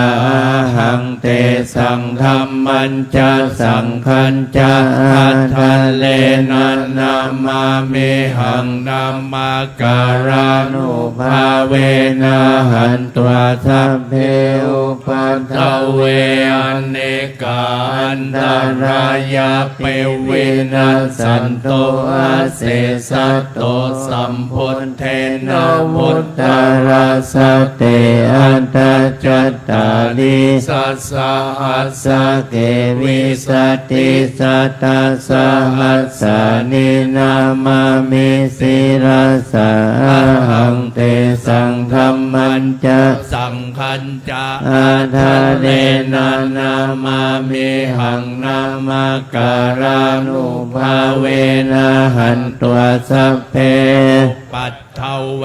อ อ เน เน ก กาอันตรายา ปิวินัสสันโตอาเสสะโตนะโมอะระหะโตสัมมาสัมพุทธัสสะ มเหสินโน นะโมตตมะธัมมัสสะสวะขาตัสเสวะเตนิทานะโม มหาสั สั ง ง ฆ ฆัสสะปิวิสุทธัสสิลทิฏฐิโนนะโมมัตตยา รันทัส สรัตตนัตตยัสสะสะทุกขังนะโมมากาติ ตัสสัต ตัสสะวันทุนไตยัสสะ ปินะโมการะปะภาเวนะวิคัจฉันโตปันทวานะโมการานุภาเวนะ สุวัต ทิโหนตุสัพพทานะโมการะคเต เจ นาวิธิมมิโหมิเตชวา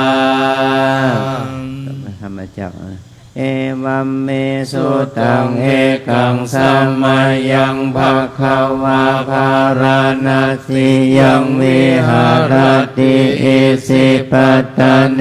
มิกาทาเย ตั ตั ต ต ระ ระ โคภะคะวาปัญจวัคคีเยภิกขุอามันเตสิทาเวเมภิกขเว อันตา ปะภาชิเตนะนาเสวิตาภาโยจายังกาเมสุกามาสุขันติกานุโยโคหิโนคัมโมปุถุชานิโกอานาริโยอานัตตสันหิโตโยจายัง กามไกลา มัทธานุโยโคทุกโขอานาริโยอานัตตสันหิโตเอเตเตภิกขเว อุโพอันเต อนุปะคัมมามัชชิมาปฏิปทาทาทาคาเตนะอาภิสัมพุทธจักขุการณี ยานาการัน นิ อุปสัมมาม ายาอาภิญญายาสัมโพธายานิพพานายาสังวัตติกตามาจะสาภิกขเวมัชฌิมา ปฏิปทา ทาทาทาคาเตนะอาภิสัมพุทธา จักขุกัลลันนิยานาการันนิอุปสัมมายาอภิญญายาสัมโพธายานิพพานายาสังวันตติ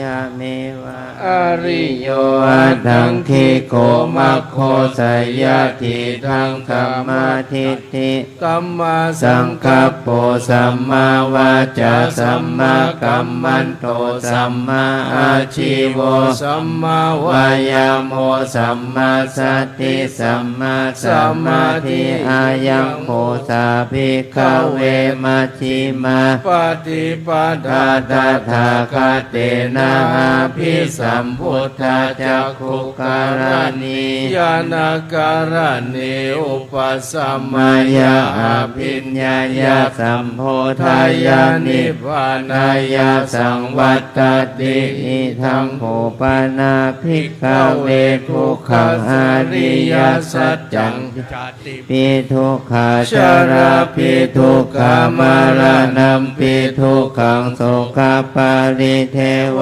ทุกขโท อนัสสุปายาสัน ปิทุกขา ปิเยหิสัมปโยโคทุกโขปิเยหิวิปโยโคทุกโขยัมปิจังนาราปฏิตัมปิทุกขังสังคิตเตนะปัญจุปาทานขันธาทุกขาอิทังโขป ปา นา นาภิกขเว เว ทุ ทุ ก ก ข ข ส ส มุ มุ ท ทโยอริยสัจจังยายังตัณหาโพโนภาวิกานันทิราคัส สหคาตาตัต ตระตัพระพินันทินิสัยยทิทังกามตัณหาภาวะตัณหาวิภาวะตัณหาอิทังโภปนาภิกขเว ทุกขานิ นิ โร โร ธ โทอริยสัจจังโยตัสสะเยวะอันหายาอาเสสาวิราคานิโรธา ลัง ป ตินิสสโคมุตติอนาลายโยอิทังโขปนาภิกขเวทุกขานิโรธคามินีปฏิปทาตานังยาเมวะอริโยอัตถังคิโกมะโคสยติทังสัมมาทิฏฐิสัมมาสังกัปโปสัมมาวาจาสัมมากัมมันโตสัมมาอาชีโวสัมมาสังฆโมสัมมาสติสัมมาสมาธิอิทังทุกขังอริยสัจจันติเมภิกขเวปุเพอนานุสุเตสุธัมเมสุจักขุงโอทปาทิญาณังอุทปปาทิปัญญาอุทปปาทิวิชชาอุทปปาทิอาโลโกอุทปปาทิตังโคปานิทังทุกขังอริยสัจจังปาริญญายันติเมภิกขเวปุเพอนานุสุเตสุธัมเมสุจักขุงโอทปปาทิญาณังอุทปปาทิปัญญาอุทปปาทิวิชชาอุทปปาทิอาโลโกอุทปปาทิตังโขปานิทังทุกขังอริยสัจจังปาริญญาตันติเมภิกขเวปุเปอานันุสุเตสุธัมเมสุจักขุงโอทปปาทิญาณังอุทปปาทิปัญญาอุทปปาทิวิชชาอุทปปาทิอาโลโกอุทปปาทิทังทุกขสมุทัยโยอริยสัจจันติเมภิกขเวปุเพอนานุสุเตสุธัมเมสุจักขุงโอทปปาทิญาณังอุทปปาทิปัญญาอุทปปาทิวิชชาอุทปปาทิอาโลโกอุทปปาทิตังโขปานิทังทุกขสมุทัยโยอริยสัจจังปะหาตพันติเมภิกขเวปุเพอนานุสุเตสุธัมเมสุจักขุงอุทปปาทิญาณังอุทปปาทิปัญญาอุทปปาทิวิชชาอุทปปาทิอาโลโกอุทปปาทิตังโขปานิทังทุกขสมุทัยโยอริยสัจจังปะหินันติเมภิกขเวปุเพอนานุสุเตสุธัมเมสุจักขุงโอทปปาทิญาณังอุทปปาทิปัญญาอุทปปาทิวิชชาอุทปปาทิอาโลโกอุทปปาทิอิทังทุกขานิโรธคามินีปฏิปทาอริยสัจจันติเมภิกขเวปุเพอนานุสุเตสุธัมเมสุจักขุงอุทปปาทิญาณังอุทปปาทิปัญญาอุทปปาทิวิชชาอุทปปาทิอาโลโกอุทปปาทิตังโขปานิทังทุกขานิโรโธอริยสัจจังกัตตพันติเมภิกขเวปุเพอนานุสุเตสุธัมเมสุจักขุงอุทปปาทิญาณังอุทปปาทิปัญญาอุทปปาทิวิชชาอุทปปาทิอาโลโกอุทปปาทิตังโขปานิทังทุกขานิโรโธอริยสัจจังสัจจิกาตันติเมภิกขเวปุเพอนานุสุเตสุธัมเมสุจักขุงอุทปปาทิญาณังอุทปปาทิปัญญาอุทปปาทิวิชชาอุทปปาทิอาโลโกอุทปปาทิอิทังทุกขานิโรธคามินีปฏิปทาอริยสัจจันติเมภิกขเวปุเพอนานุสุเตสุธัมเมสุจักขุงอุทปปาทิญาณังอุทปปาทิปัญญาอุทปปาทิวิชชาอุทปปาทิอาโลโกอุทปปาทิตังโขปานิทังทุกขานิโรธคามินีปฏิปทาอริยสัจจังติ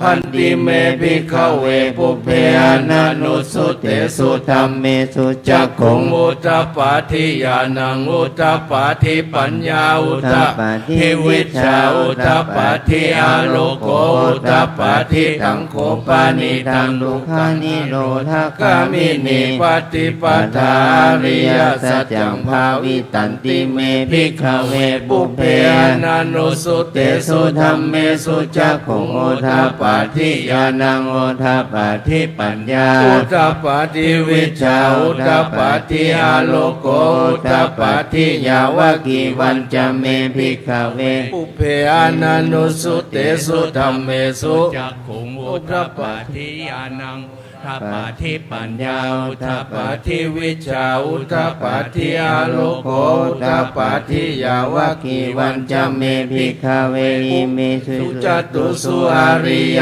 สัจเจสุเอวันติปริวัตตังทวาทัสสะการังยถาภูตังยานันทัสสนังสุวิสุทังอาโหทิเนวตาวาหังภิกขเวสัทเทวะเกโลเกสัมมาระเกสัพพะมะเกสัสสะมนาภัมมานิยาปัจจยเทวมนุสายานุตตรังสัมมาสัมโพธิงอภิสัมพุทโธปัญจัญญาสิงยตุจักขุเมภิกขเวอิเมสุจตุสุอริยสัจเจสุเอวันติปริวัตตังทวารัสสะการังยถาภูตังญาณทัสสนังสุทังอาโหสิยาหาหังภิกขเวสัทเทวะเกโลเกสัมมาระเกสัพพมะเกสมานะพระมณียาปัจจยสัทเทวมนุสายะตรังสัมมาสัมโพธิงอภิสัมพุทโธ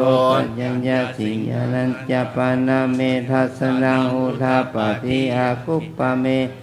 ติอายามันติมาชาตินัตติตานิปุณภวติธรรมโวจะบัคขวาตมานาปัญจวัคคียาภิกขุวัคควะโตภาสิตังอภินันทุอิมาสมิจจปนาวยาคารนัสมิงพัญญมาเนอายัสสมัตโตโพธัญญสาวิราชังวิตมะลังธรรมาจักขุงอุทธัปปะทิยังกินจิตสมุทัยธรรมังสัพพันตังนิโรธาธรรมันติภวัตติเตจะบัคขวัตตาธรรมจักเก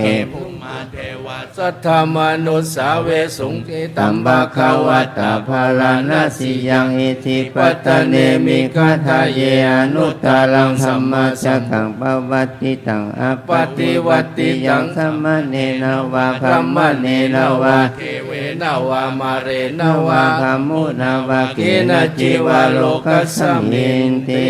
ภูมานังเทวานังสัตตังสุตวจตุมหาราชิกาเทวาสัตตมนุสาเวสุจตุมหาราชิกานังเทวานังสัตตังสุตวตวาติงสาเทวาสัตตมนุสาเวสุตวาติงสานังเทวานังสัตตังสุตวยามาเทวาสัตตมนุสาเวสุยามานังเทวานังสัตตังสุตวตุสิตาเทวาสัตตมนุสาเวสุตุสิตานังเทวานังสัตตังสุตวนิมานารติเทวาสัตตมนุสาเวสุนิมานารตินังเทวานังสัตตังสุตวปารานิมิตาวสวัตติเทวาสัทธมนุสาเวสุปารานิมิตาวสวัตตินังเทวานังสัตตังสุตวธรรมกาลิกาเทมนุสานะปมาปาริสัทธานังเทวานังสัตตังสุตวพระมปาโรหิตาเนว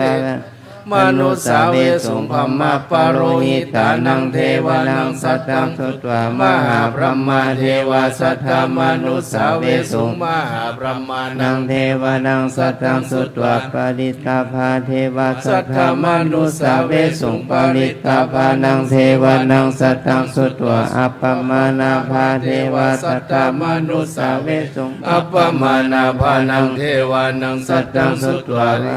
ปลาเทวาสัทธามนุสาเวสุเว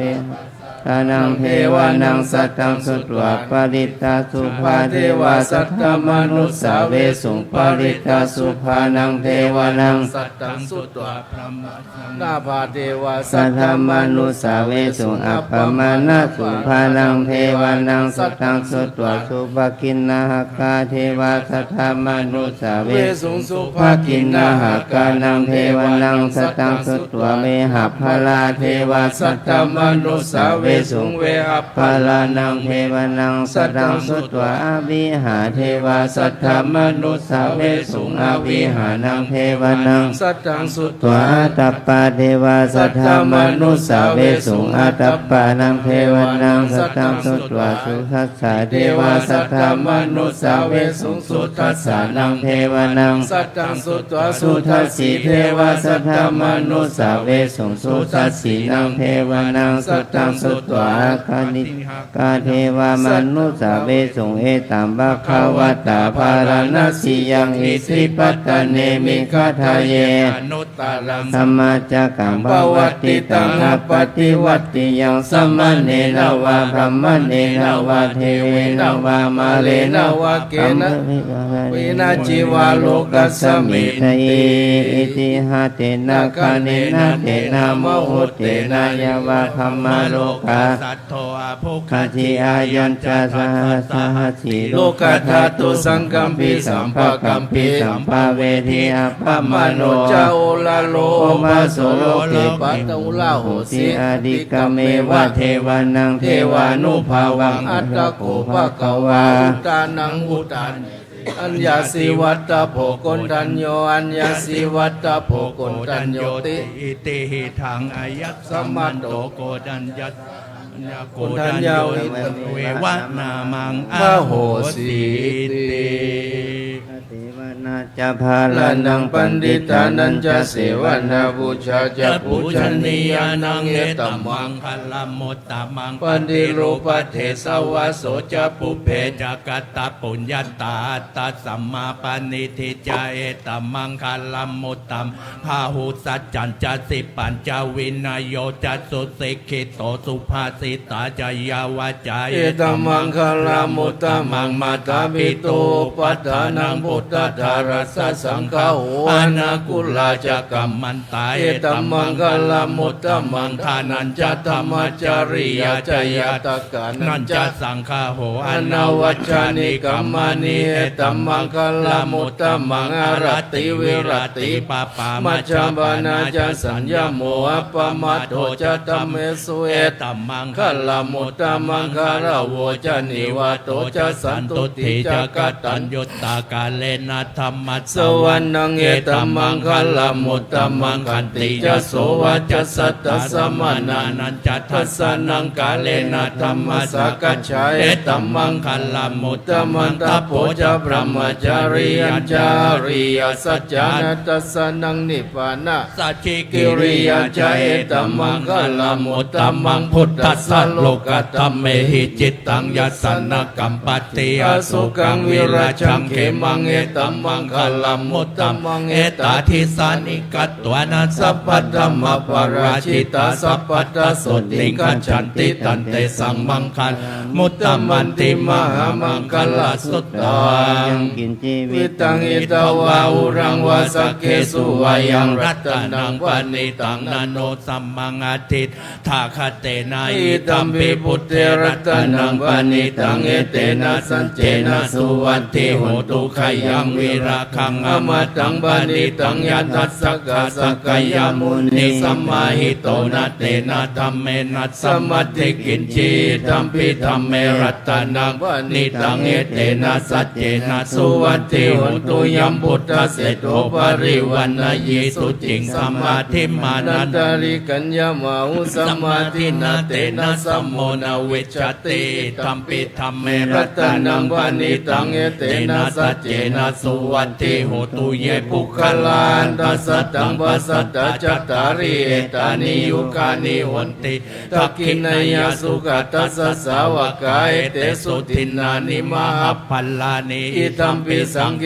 รัตนังวา ปา นิ นิ ตั ตั ง ง เอ เอ เต เต นะ นะ สั สั จ จ เจ เจ นะ นะ สุ สุ วั วั ต ต ติ ติ โห โห ตุ ตุ เย เย สุ สุ ป ป ยุ ยุ ต ต ตา ตา มั มัน นนัตตาทันเนนานิกามิโนโคตมัสสะนัมมิเตปฏิปตามัตตังวิคัยหลัตตามุทธานิพุ พุทธิงบุญจามานาอิตัมปิสังเขรัตนังวานิตังเอเตนะสัจเจนะสุวัตถิโหตุขีนังปุรานังนาวังนาติสัมภวังวิรัตจิตตายติเกภวัตสมิงเตกินาปิชาวิโรนิจันดานิปันติทิรายตายัมปติโปอิตัมปิตังเขรัตนังวานิตังเอเตนะสัจเจนะสุวัตถิโหตุ กาลานิยา มัตตากุสัลเลนะยันตังสันตังบาตังอภิสัมเมจัสสะโกอุชุจัสสุอุชุจัสสุวะโจจัสสะมุทุวานาติมานิสันตุสักโกจัสสุพัลโลจาวะกิจโจจัสสัลลาหุกาวุติสันตินดาริโยจันนิปะโกจาปะคัพโพกุลเลตัวอนันตุกิโตนะจังกุตังสัมวาจาเรกินจีเยนะวินโยปะเรอุปวะไทยงสุขิโนวะเขมิโนหุนตุสัมเบสัตตาภวันตุสุขิตัตตาเยเกจิปานาภูตัตถิตัสสวะตาวะระวะนวะเสสาธิขาวะเยมหันตาวะมัชฌิมารสกาอนุกัตถุลาทิตาวะเยจาทิตาเยจตุเรวะสันติอเวทุเรพุตตาวะสัมภเวสีวะสัพเพสัตตาภวันตุสุขิตัตตานาปารโรปรังนิกุเปตานันติมันเยตกัตตจินังกินจิพยาโรสนาปฏิกะสัญญานัญญมัญญสัตถุกามิจฉายมัตตายตานิยังพุทธังอายุสายกปุตตมนุระเขวัมปิสัพพะโพเตสุมาณสัมภาวะเยอปาริมานังเมตัญญาสัพพะโลกัสสมิงมานะสัมภาวะเยอปาริมานังอุตังอโทจัตริริยัญจาสัมปะตังอเวรังอสัพพะทังติตัญจารังนิสินโนวะสยาโนวายวัตตัสสวิกัตตามิโตเอตังสัตติงอทิฏฐายาปรมาเมตังวิหารังอิทัมมาหุติติจานุปกัมมสีลวัตตัสสะเนนะสัมปันโนกาเมสุวินัยเกตังนาหิชาตุกัปปะสยังปุณเรติติการณิยเมตตสุตตามุเทตยัญ จักขุมัยกราชาริสวรรณโนปัตตวิปปะโสตังตังนัมมัสสามิหริสวรรณังปัตตวิปปะสังตยัจจคุตตาวิหาเรมุรติยะปัมมนาเวทกุสัพพะธัมเมเตเมนะโมเตจามังปาลายันตุนะมัตตุพุทธานังนะมัตตุโพธิยานะโมวิมุตตานังนะโมวิมุตติยาอิมังโสปาริตังกัตวะโมโรจารติเอสนาเปตยัญจักขุมาเอกราชาหริสวรรณโนปันทวิปปะโสตังตังนัมมัสสามิหริสวรรณังปันทวิปปะสังตยัจจคุตตาวิหาเรมุรติเงพระมนาเวตกุสัพพะธัมเมเตเมนะโมเตจามังปาลยันตุนะมัตตุพุทธานังนะโมโพธิญาณนะโมวิมุตตานังนะโมวิมุตตยาอิมังโสปาริตังกัตวะโมโลวะสัมมกัปปะเยเตอิดุปะเขเมเมตังเมตังเอลาปะเทเมชัปปยาพุทเตเมเมตังเมตังกันหาพุทธามะเขจาปะระเขเมเมตังเมตังทิปะระเขเมจตุปะเทเมเมตังเมตังบังหุปะเทเมมะมังอะปะระโกหิงสิมะมังหิงสิปะหุปะโตปะโทหิงสิมามังหิงสิปะหุปะโทสัพเพสัตตาสัพเพปานาสัพเพพุทธาจักเกวราสัพเพภัตตารานิปัสสันตุมากินจิปะปะมาขมาปะมโนพุทโธอะปะมโนธัมโมอะปะมโนสังโฆปะมานาวันตานิสิริงสัปปานิอาหิวิจิกาสัตตปัฏฐิอุณานาภิสระภูโมสิกากัตตาเมระกากัตตาเมปริตตาปฏิกัมมันตุภูตานิโตหังนะโมภะคะวะโตนะโมสัตตานังสัมมาสัมพุทธานังติโอเกสีราโคโนสัจจังโสจยานุตยาเตนะสัจเจนะกาหามิสัจจกิริยามนุตตรังอวชิตัวธรรมะพลังสาริตัวปุภเกชิเนสัจจพละมวัสสยสัจจกิริยามกาสหังสันติปะขาปัตตนาสันติปะทาวัญจนามัตตปิตาจนิขันตาชาตเวทปฏิกรรมสหสัจเจกเตม ปัจจาริโตสิกขีวัจเจสิโสรสการิสานิอุทธกังปัตตวยถาสิกขีสัจเจนะเมสมโมนัตติสัจจปารมีติ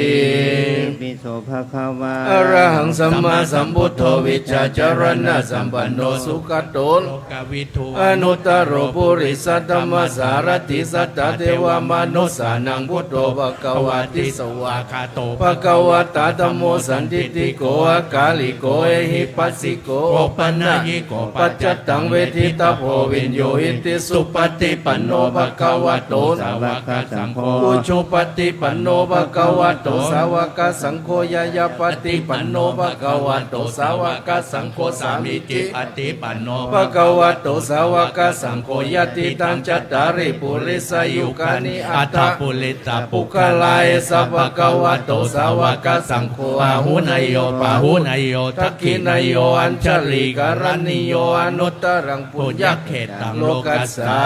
ติจันทุนนิมิตังอบามัง คลัญจโยจามนะโพสกุณัสสะสัตโตปะปะกะโหตุสุปินังอากันตังพุทธานุภาเวนะวินาสเมตุยันทุนิมิตังอวามังคลัญจโยจามนะโพสกุณัสสะสัตโตปะปะกะโหตุสุปินังอากันตังสัมมานุภาเวนะวินาสเมตุยันทุนิมิตังอวามังคลัญจโยจามนะโพสกุณัสสะสัตโตปะปะกะโหตุสุปินังอากันตังสังฆานุภาเวนะวินาสเมนุโตจังโคตติสังก กโตธรรมานังวิจโยตัตถาวิริยัมปิติปัสสติโพชังคาจัตถาปะเรสมาตุเปกขโพสติเตสัพพตัสสินามุนีนาสมัตถกตาภาวิตาภาหุริสังวัตตันติอภิญญายานิปานายาจโพธิยาเตนะสัจจวัชเชนะโสติเตโหตุสัพพทาเอกัสสมิงสมัยเยนะโตโมกัลลานันจกัสสปังกิลาทุกิเตติสวะโพจังเขสัตตเทสยิเตจตังอภินันทิตัวโลกามุตติงสุตังคะเนเอเตนะสัจจวัชเชนะโสติเตโหตุสัพพทาเอกตาธรรมราชาปิเกลันเยนะพิปิลิโตจุนทัตเตเลนะตัญเยวะปนาเปตัวนะสัตตลังสัมโมทิตัวจาปะตัมหาวุตตสิทานะโสเอเตนะสัจจวัชเชนะโสติเตโหตุสัพพทาปะหินาเตจาปะทาตินันนัมปิมาเอสินังมะกาตากิเลสาวปัตตานุปัตติมัตตังเอเตนะสัจจวัชเชนะโสติเตโหตุสัพพทามหากรุณิโกนาโทหิตายาสัพพปานินังปุเรตวะปารามิสัพพปัตโตสัมโพธิมุตตมังเอเตนะสัจจวัชเชนะโหตุเตชยมังคลังชยันโตโพธิยามุเลสักกายานังนันทิวัตตโนเอวังตังชยโยโหหิจายาสุชยมังคเลอปราชิตาบัลลังเกสีเสปัทวิโมกเลอภิเสเกสัพพพุทธานังอกัปปโตปโมทติสุนักตังสุมังคลังสุปะตังสุมุติตังสุกโนสุมุโตจะสุยิตังพระมจาริสุปัฏฐกินังกายกัมมังวาจากัมมังปัฏฐกินังปัฏฐกินังมโนกัมมังปณิทิเตปัฏฐกินาปัฏฐกินานิกัตตัวนาลพันตเตปัฏฐกิเนสุขิตาเวลุลาพุทธศาสเนอโรกาสุขิตาอุตตะ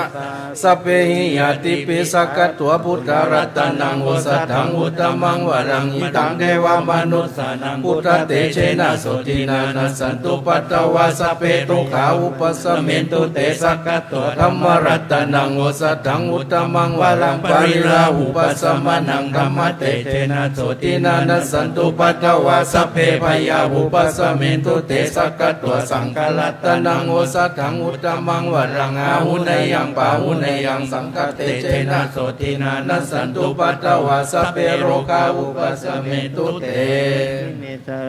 อัญญังพุทโธเมสารนังวรังเอเตนะสัจจวัชเชนะหุนตุเตชยมังคลังนัตถิเมสารนังอัญญังธัมโมเมสารนังวรังเอเตนะสัจจวัชเชนะหุนตุเตชยมังคลังนัตถิเมสารนัง อัญญังสังโฆเมสรณังวรังเอเตนะสัจจวัจเจนะโหตุเตชยมังคลังยังกิจิรัตนังโลเกวิชติเวเวทังพุทธุรัตนังพุทธสมังนาติตัสสมาโสติปวันตุเตยังกิจิรัตนังโลเกวิชติเวเวทังพุทธุรัตนังธัมมสมังนาติตัสสมาโสติปวันตุเตยังกิจิรัตนังโลเกวิชติเวเวทังพุทธุรัตนังสังฆสมังนาติตัสสมาโสติปวันตุเตทิมิทิติมาติเตโชชยสิทธิมหิทธิมหาคุณาปริมิตาปุญญาธิการัสสะสัพพันธรายานิวาลนะสมัตตสะภะคะวะโตอะระหะโตสัมมาสัมพุทธัสสะตวัตติงสัมมาปุริสลักขณานุภาเวนะสิตยานุปยัญชนะนุภาเวนะทุตรัสสะตมังคลานุภาเวนะชัปปนารังสียานุภาเวนะเกตุมาลานุภาเวนะตัสสะปารามิตานุภาเวนะตัสสะอุปปารามิตานุภาเวนะตัสสะปรมัตถปารามิตานุภาเวนะศีลสมาธิปัญญานุภาเวนะพุทธานุภาเวนะธัมมานุภาเวนะสังฆานุภาเวนะเตชานุภาเวนะอิทธานุภาเวนะพลานุภาเวนะยยะธัมมานุภาเวนะจตุราสิติสหัสสะธัมมขันธานุภาเวนะนวโลกุตระธัมมานุภาเวนะอัตถังคิกามคานุภาเวนะอัตถสมาปฏิยานุภาเวนะชรพิญญานุภาเวนะจตุสัจจายานานุภาเวทัสสะปาลยานานุภาเวนะสัพพัญญุตยานานุภาเวนะเมตตากรุณามุทิตาอุเบกขานุภาเวนะสัพพปริตานุภาเวนะรัตนัตยสรณานุภาเวนะตุยหังสัพพโลกาโสกุปัตตวัตุกะโดมนัสสุปายาสาวินัสสัพพอันตรายปิวินัสสันตุสัพพสังกัปปะตุยหังสมิจฉันตุทิกายุตตาตุยหังโหตุสัตวัสสจิเวนะสัมมังคิโกตุสัพพตาอากาสัพพะตวานะภูมิคังคามหาสมุทธารักกะเทวตาสัตตาตุเมอนุรักขันตุกัปปตาจนิตุขะปยปตาจนิปยาสุขปตาจนิโสกาหุตุสัพเพปิปานิโนเอตาวตาจามเหหิสัมปตังปุญญาสัมปทังสัพเพเทวานุโมทันตุสัพพสัมปติสิทธิยาทานังทันตุสัตตายาสีลังลักขันตุสัพพทาภาวนาภิรตาหุนตุขันจันตุเทวตาคตาปรปัตตปเจกานัญจยังพลังอรหันตานัญจเตเชนะรักขังพันนามิสัพพโสสุโขพุทธานังอุปโทสุขาสัตตมเทศนาสุขาสังคัสสะสามัคคีสัมมัคคานันตโปสุโขคัตติโยเสโตชเนตัสสมิงเยโคตปฏิชายิโนวิชจารณะสัมปันโนโสเสโตเทวามนุเสติวัตปฏิอาทิโจรติมาบาทิจันติมาสันนโตกันติโยตปฏิชายิตปฏิพระมโนอัตตสัพพมโหรัตังพุทโธตปฏิเตจัสสะปรมาลาภสันตุติปรมังทานังวิสาสะปรมายาตินิพพานังปรมังสุขังสาธุสาธุสาธุเมื่อตะกี้ก็ขยับลบแดดเนาะแต่ตอนนี้มันแน่ว่าจะขยับลบฝนมันนะครับเราได้สาธยายพระปริธรรมเพื่อเป็นมงคลเสร็จเรียบร้อยแล้วนะเราจะได้กล่าวคำถวายเจดีย์ทรายวัลุกะเจจิตยังเพื่อเราจะได้อานิสงส์ให้แก่ท่านเจ้าภาพทุกคนแล้วก็ศรัทธาญาติพระสงฆ์องค์เณรศรัทธาญาติโยมที่ขนทรายเข้าวัดทุกท่านจะได้กล่าวคำถวายเจดีย์ทราย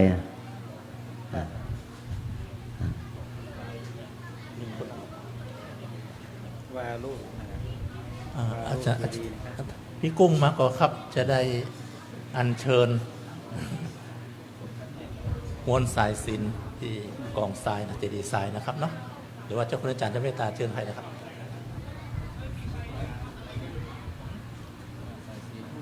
ครับคือมานั่งนี่แหละแต่ว่าเจ้าคุณอาจารย์จะเชิญใคร เชิญให้ยกไว้ตอนนั้นเชิญผมเอาไม่แดงก่อนไม่แดงก่อนเจดีย์ทรายถวายเจดีย์ทรายฮะแล้วก็ผ้าไตรผ้าป่านะครับอาจารย์เชิญไปพร้อมพร้อมเชิญได้พร้อมเดียวกันเลยนะครับเนาะ เดี๋ยวจะได้ซ้ายก่อน เจดีย์ทรายก่อนครับผมไม่แดงครับผมนั่งเป็นแดงครับก็จะดีใจว่า สาธุชนทุกท่านกล่าวคำบุพภาคาถาตั้งนะโมถวายเจดีย์ทรายพร้อมกันณบัดนี้นะโมตัสสะภะคะวะโต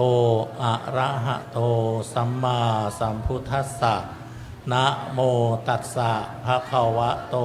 อะระหะโตสัมมาสัมพุทธัสสะนะโมตัสสะภะคะวะโตอะระหะโตสัมมาสัมพุทธัสสะเชิญกล่าวตามผมนะครับยักเคพันเตสังโฆปฏิชานาโตมะยังเอตังวารุการาสิงสปริวารังเจติยังกัตตวาพุทธัสสะปูชนัฏฐายะสังคัสสะนิยาเทมะสาธุโนพันเตอะยังพุทธัสสะปูชนัฏฐายะวาลุกาเจติยัสสะทานัสสะอานิสังโสอัมหากันเจวะมาตาปิตุอาทีนันจะปิยชนานังทีคารตังหิตายะสุขายะสังวัตตุข้าแต่พระสงฆ์ผู้เจริญขอพระสงฆ์จงรับทราบข้าพเจ้าทั้งหลายก่อกองทรายนี้พร้อมกับของบริวารเป็นเจดีย์แล้วขอมอบถวายแก่พระสงฆ์เพื่อเป็นพุทธบูชาขออานิสงส์แห่งการถวายพระเจดีย์ทรายนี้เพื่อเป็นพุทธบูชาของข้าพเจ้าทั้งหลายจงเป็นไปเพื่อประโยชน์เพื่อความสุขแก่ข้าพเจ้าทั้งหลายแก่ปิยชนทั้งหลายมีมารดาบิดาเป็นต้นด้วยตลอดกาลละนานเทอญสาธุปีไปมอบถวายเจ้าคุณอาจารย์เลยนะครับนะสาธุชนทุกท่านปนมมือสาธุการพร้อมกันนะครับเมื่อตัวแทนเจ้าภาพน้อมประเคนถวายสาธุเจดีย์ทราย2 กล่องนะครับนะ2 เจดีย์ลำดับต่อไปผ้าป่าเจ้าคุณอาจารย์จะเมตตาเชิญท่านใดอัญเชิญผ้าไตรผ้าป่านะครับนะฟังเจ้าคุณอาจารย์นะครับตอนนี้ไปเราจะได้ทำบุญทอดถวายผ้าป่าเพื่อเป็นทุนบูรณะหอพระไตรปิฎกนะวันนี้เจ้าภาพมีคุณโยมกจรเดชคุณโยมนรินีแสงสุพรรณถวายเป็นทุนต้นทุนให้ 150,000 บาทคุณโยมพัทรกรคุณวินเลียมจอร์จแคนเนดี1,200,000 บาทคุณแพรคุณชโยคุณพัชระคุณนิชาภาคุณกิตรินคุณสวาภาแก้วกิติยานุกุลคุณสุรดาคุณปุณรดาและคุณปุญชยาพลพลานนท์11,560 บาทแล้วขอบคุณภารณีพวกอิน 30,000 บาทคุณรวีวัฒน์ปิยธนสิริกุลคุณวิรินทร์วิมลธรรมสิริ 20,000 บาทลูกหลานคุณแม่วันดีปิยวงศ์ 15,000 บาทคุณปิติคุณ วรพงศ์ 15,000 บาท และมิสเตอร์โฮเมอร์เชน 15,000 บาท คุณสวรรณีหนุนมาก 15,000 บาท แล้วก็ห้างหุ้นส่วนจำกัดออฟฟิศเรดดี้ 10,000 บาท คุณชัญญามูลี่ 10,000 บาท แล้วคุณประกายทิพย์แฮมและครอบครัว 5,300 บาท พันเอกพิศิรภพพุ่มเฉลิมและครอบครัว 5,300 บาท คุณพันนีคอสปุริวัฒน์ 5,000 บาท คุณกัญญารอดเสียงล้ำ 5,000 บาท แล้วคุณสุภรดากันธมา 5,000 บาท คุณถาวรหนุนมาก 5,000 บาท พันตำรวจพลตรีหญิงพัชราพรหิรันบูรณะ 5,000 บาท แล้วก็ครอบครัวชัยมงคล 5,000 บาท และเจ้าภาพที่เจาะจงถวายมาร่วมกับคุณโยมวราพรเนมนรัตน์ 10,000 บาท แล้วก็คุณแดง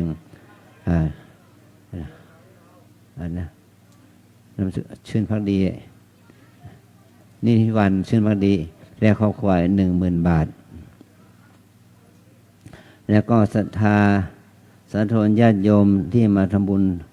มุงหลังคาเขาเบื้องมุงหลังคาอีก 25,636 บาท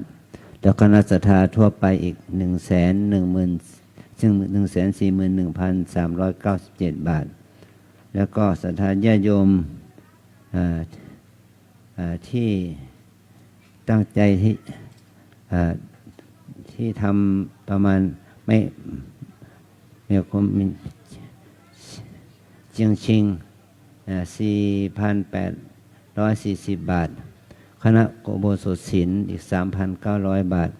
คุณลมภาวนาฟิโลสกี้ 3,200 บาท แล้วก็คุณเทิดชัยธเนศวโรดม 3,000 บาท คุณอนุมาตรและครอบครัว 3,000 บาท คุณศิวพรกันทะเลยคุณทัศนวิทย์กิจชนาการ 2,800 บาท คุณเกษมเครือฟั่น 2,400 บาท แล้วคนเป็นChinese student ให้ 2,400 บาท แล้วคนสุนีชีสวย 2,300 บาท อย่างนี้เป็นต้นนะ มีหลายท่านร่วมทำบุญมาหลายพัน แล้วก็ขออนุโมทนาบุญนะแล้วก็อาจารย์ได้ทำบุญร่วมเป็นเจ้าร่วมในการพระป่าคราวนี้จำนวน 50,000 บาท รวมเป็นทุนทั้งหมดที่เราได้ทำบุญวันนี้นะ 765,897 บาทนะขอให้พวกเราอนุโมทนาบุญด้วยกันเนาะก็ขอให้ตัวแทนเจ้าภาพเอาคุณโยมพัฒนากรคุณเคนเนดีเป็นถวายผ้าไตรด้วยนะแล้วตัวแทนของคุณโยมกัจจันเดชคุณนรินีแสงสุพรรณเนี่ยน้องอ้อมาไหมขอให้น้องอ้อไปถวายแทนนะแล้วก็ครอบครัวแก้วกิติยานกุลก็ให้หนูพัชระแก้วกิติยานกุลถวายนอกนั้นก็คือคุณกัญญารอดเสียงล้ำนะแล้วคุณพานีคอวุฒิวัฒน์แล้วก็ที่ถวาย 5,000 บาทนะเป็นกองหนึ่งนะเนี่ยที่พันตำรวจเอกศิรภพและนอกนั้นเราก็ถวายก็ทำตัวแทนของกลุ่มชาวจีนนักปฏิบัติธรรมชาวจีนนะเป็นตัวแทนด้วย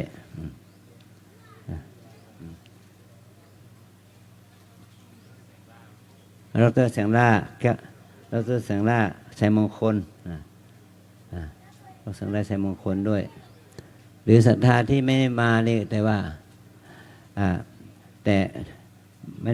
ที่มาแล้วที่ไม่ปรากฏชื่อก็ทำบุญได้นะก็ให้มาด้วยช่วยถือผ้าไตรด้วยนะ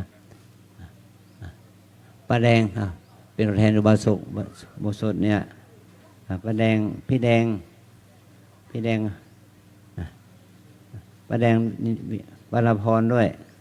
และพี่แดงด้วยนะ นี่ที่วันถ้ามาก็เอามาร่วมทำบุญด้วยนะและตัวแทนของพวกเราที่ได้ทำบุญเอาเจ็บไปเลยแจกเจ้าภาพเจ้าภาพ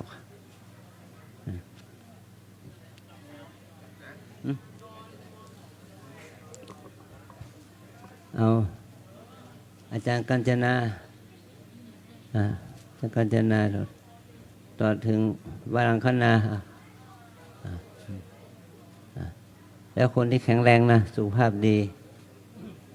มาร่วมบุญกุศลนะ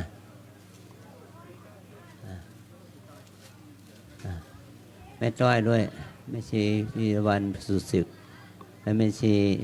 คันธรสให้เป็นตัวแทนของคณะแม่หลวงเราไหมก็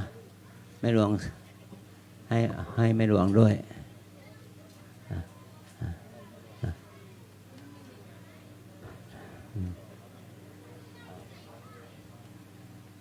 พระใจครบแล้วนะเพราะเราทั้งหลายก็ช่วยกันกล่าวคำถวายพระป่าเชิญสาธุชนทุกท่านนะครับกล่าวคำ แม่หลวงมาแม่หลวงผ้าบางสกุลพร้อมกันนะครับ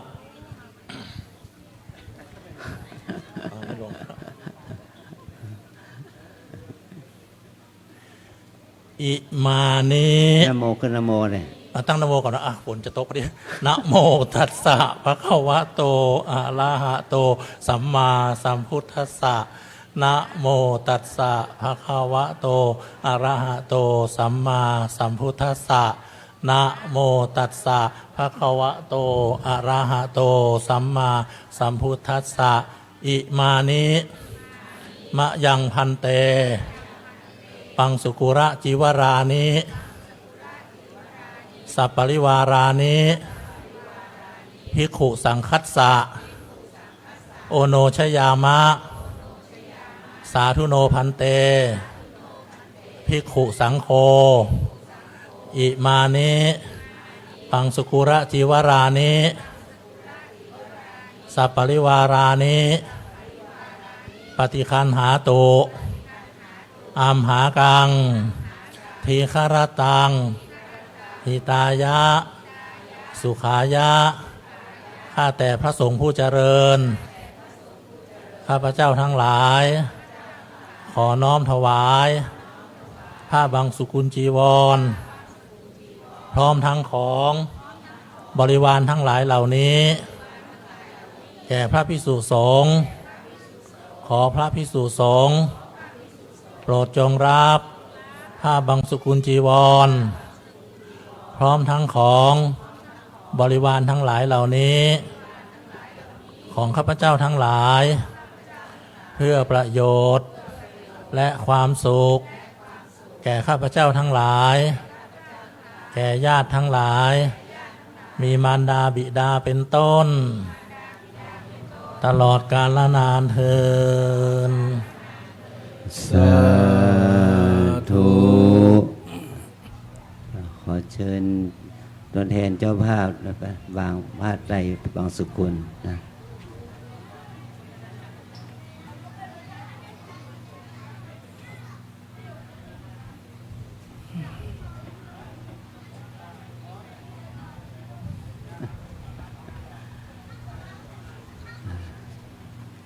ตอนนี้เราได้ทุน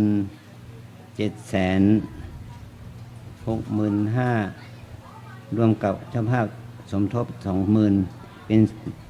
785,000 ก็เหลืออีก 15,000 นะ 15,000 จ่อยอดให้ได้ 800,000 ญาติโยมจะร่วมบุญกุศลกันเท่าไหร่ต่อยอดเลยเนาะ15,000ต่อยอด 15,000 ก็จะได้ 800,000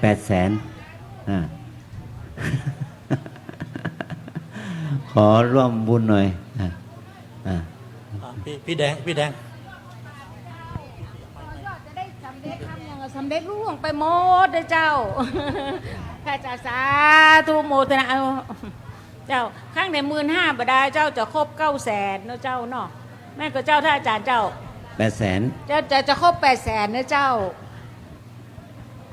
ทำบุญตู้เตือนะคะค่ะคุณชื่ออะไรคะไม่ต้องชื่อก็ได้นิดหน่อยคุณนันทนานะคะร่วมบุญต่อยอดนี่5,000นะเจ้าจะโอนนึกนะเจ้าทุกคนสาธุตัวนะเจ้าสาธุอนุโมทนาบุญเนื้อเจ้าขอเลยกินเลยใจเดี๋ยวได้เป็นตาสุขบ้านบานใจนะเจ้าทำอย่างสมความมุ่งมั่นปรารถนาทุกประการทุกคนเนื้อเจ้าที่ต่อยอดมาเจ้าอนุโมทนาตัวเจ้าโอ้น้องนัดด้วยค่ะน้องนัดตัวไหนคะน้องนัดอีกจ้าสาธุโมทนาตัวน้องนัดตัวเจ้าเนี่ยจ้ะการเทศครูบาด้วยการเทศครูบาแห่ง2,000ป่ายนะครับเนาะ2,299ค่ะมันก็ขี้มีตังค์อย่างนั้น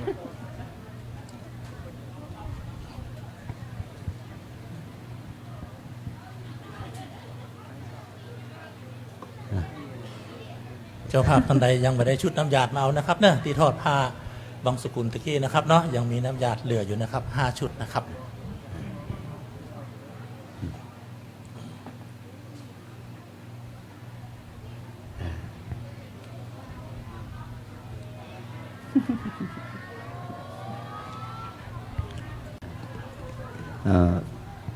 พระป่ากองนี้เป็นพระป่าที่เราบูรณะหอพระไตรปิฎกเป็นงานของพระเดชพระคุณหลวงปู่และคณะลูกศิษย์ศรัทธาสาธุชนญาติโยมของหลวงปู่ในอดีตที่ท่านได้สร้างหอพระไตรปิฎกได้สร้างพระไตรปิฎกไว้ให้พวกเราได้ชื่นชมเคารพบูชานะบัดนี้ก็หอพระไตรปิฎกมันก็ทรุดโทรมลงค่ำค่าไปแล้วก็บูรณะปฏิสังขรณ์ให้หอพระไตรปิฎกให้มันดูดีขึ้นเปล่งปลั่งขึ้นเราจะต้องใช้เงิน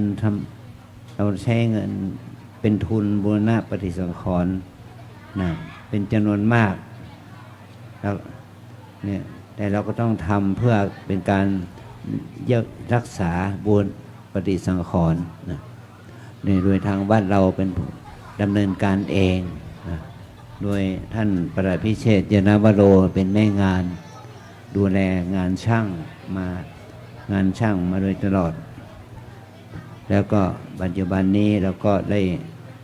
การซื้อกระเบื้องมาเปลี่ยนบูรณะหลังคาเป็นกระเบื้องใหม่กระเบื้องเก่าแล้วมันก็เก่าแล้วนะมันก็แตกหักมันถูกนกพิราบมันมาเกาะมาอันนี้มันก็แตกหักแต่ว่าหลังคาของหอพระไตรนั้นดีหน่อยเพราะว่าท่านเทคอนกรีตเป็นก่อนที่จะมุงหลังคาก็มันก็ไม่รั่วนะเราถึงเห็นอันนี้สงเนี่ยเราขึ้นไปเราก็ต้องไปซ่อมตั้งแต่หลังคาช่อฟ้าพัดลมหน้าบัน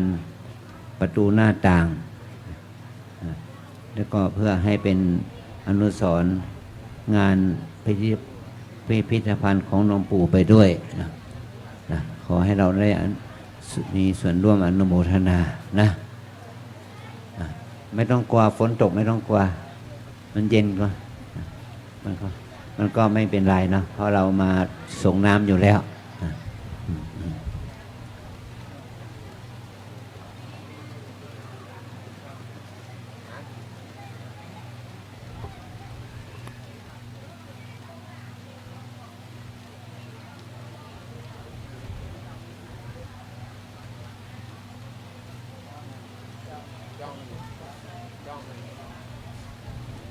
ได้อาจารย์มาบอกว่าน้องอาจารย์เยอะกว่านี่แหละครับอาจารย์นะนี่แหละเตรียมไม่เหมือนต้องโอ้จะไปไหนกันหมอกควรจะไปนี่อยู่แล้วยังหล่นไปอยู่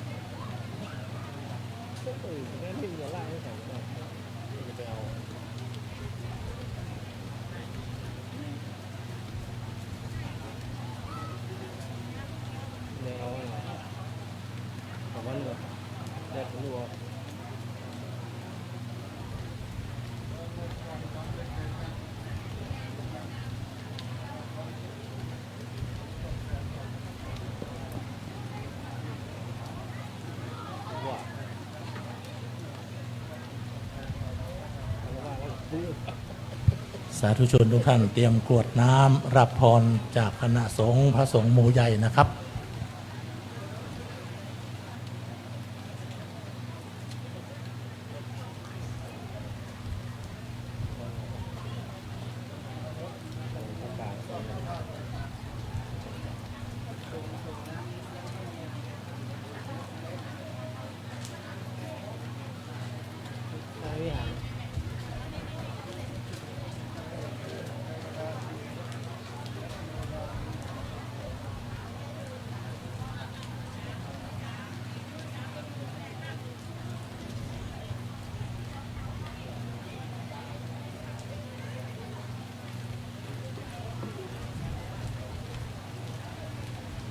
ขอ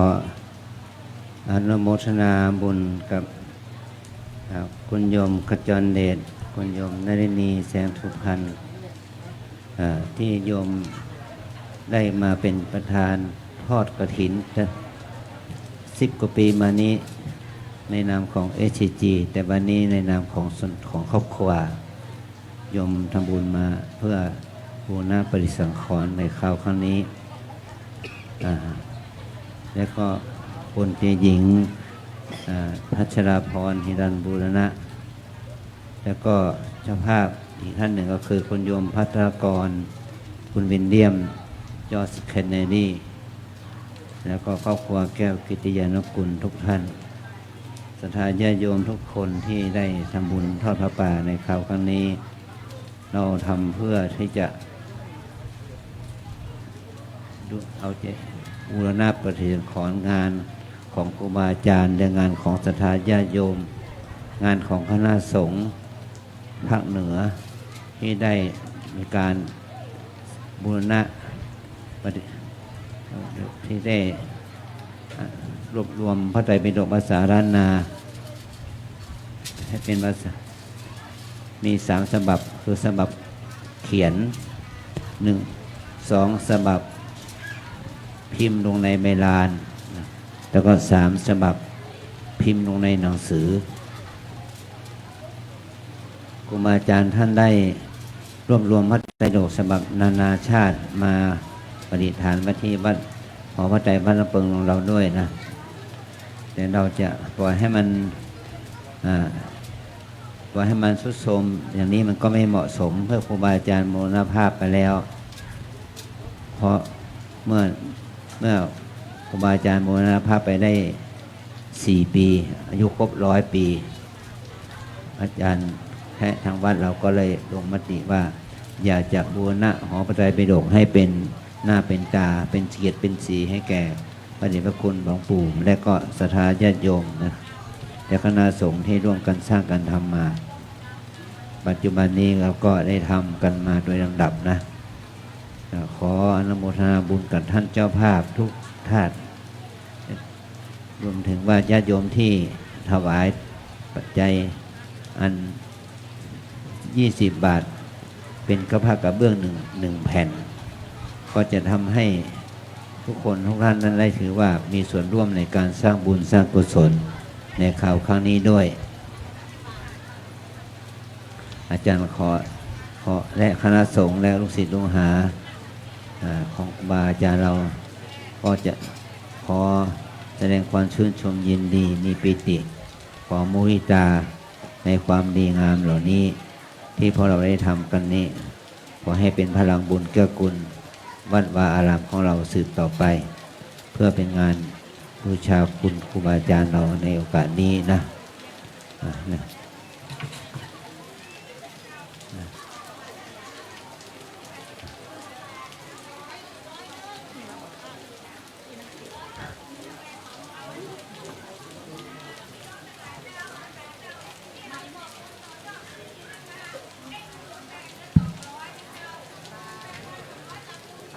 ตอนนี้มันได้จำนวน 23,000 กับ 200 บาทขอคุณอนุโมทนาบุญด้วยนะทุกมาพร้อมกับน้ำฝนนะ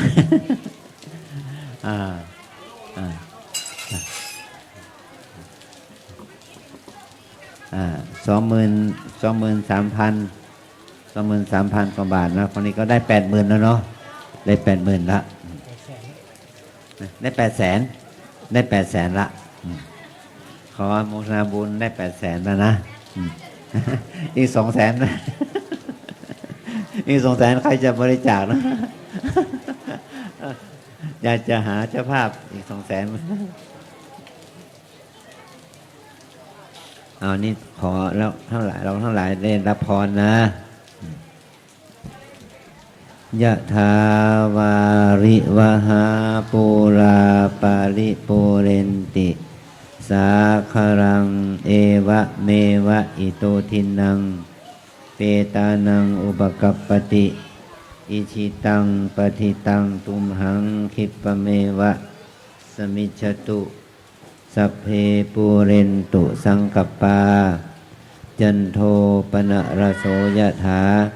มณิโชติระโสยะถาสัพพิติโยวิวัชชันตุสัพพะโรโควินาศตุมาเตภวันตุอันตรายโยสุขิติกายุโกภวะอภิวาทนาสิริสนิจจังวุฒาปัจจายโนจัตตารโอธรรมวันทันติอายุวันโนสุขังอลังเลทัตตันติสัพพัญญาวัฏัญโยวิตามันชารักเลนะทินนังอริเยสุชุพุเตสุตาทิสุวิปัสสันนมนาตาสวิปุลาโหติทางกินาเยตถานุโมทันติวายาวันจังกโรนติวานาเตนะทากินาโอนาเตปิปุญญาสา ภาคินโนตัสมาทัเทอัมปติวานจิตโตยัตถทิ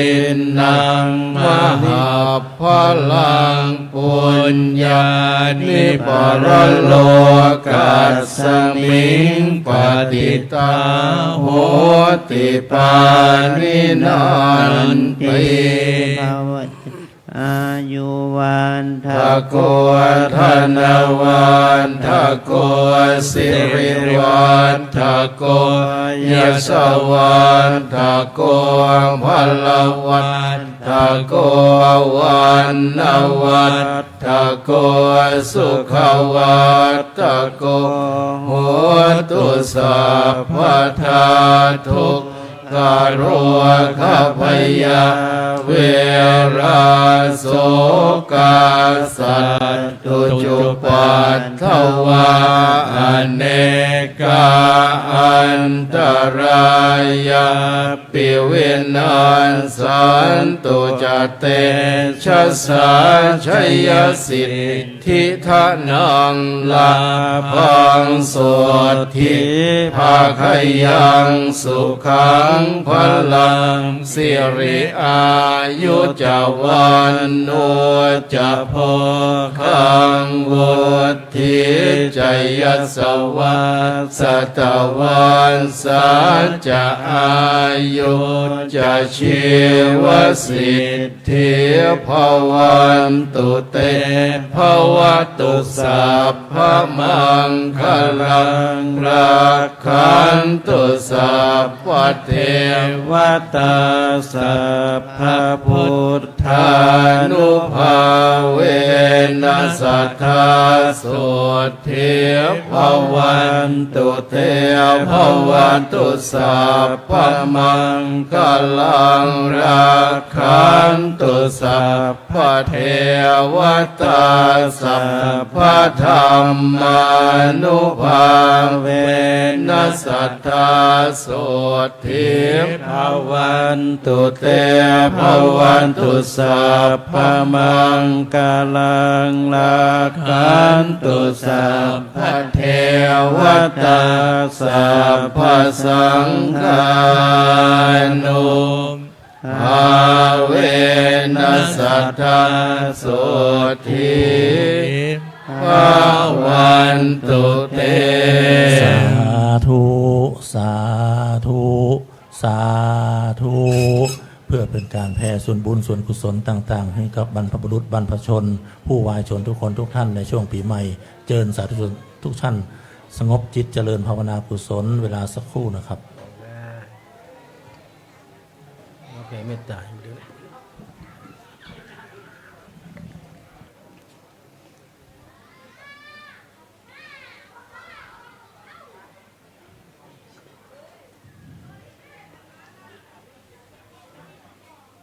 อนุเนนนั่งสมาธิ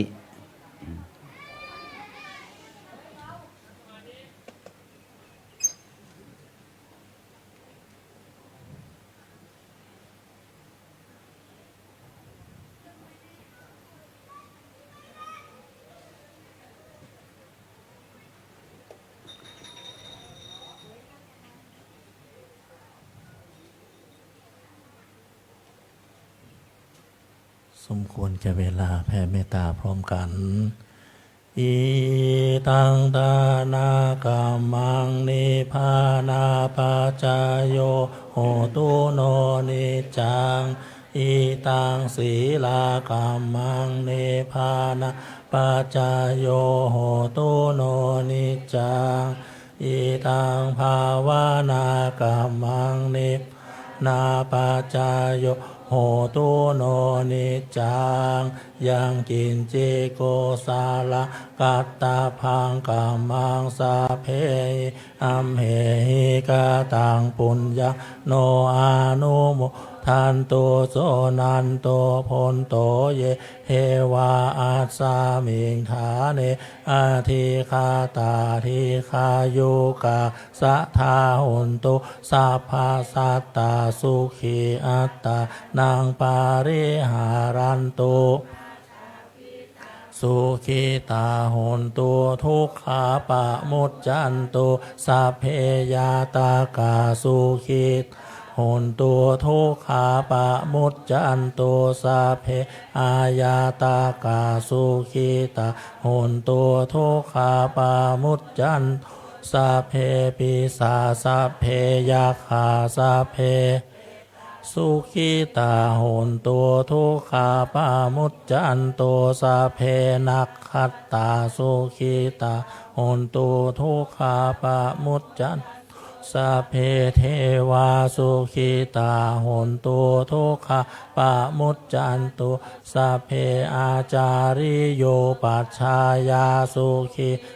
โหนตัวทุกขาปามุจจันตัวสัพพาสัมปติโย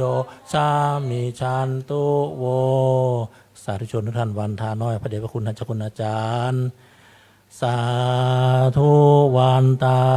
มิพันเตสัพพะอาบาลาทังคามาทะเตมยากาตังปุญญังสามินาอาโนโมตาพังสามินากาตังปุญญังไมทาตาพังสาธุสาธุอนุโมทามิจัตตารโอธรรมาวัฏันติอายุวันโนสุขังพระรังสาธุสาธุสาธุมีศรัทธาโอนเงินเข้ามาร่วมบุญแฮม1,000 บาทนะครับนะครับ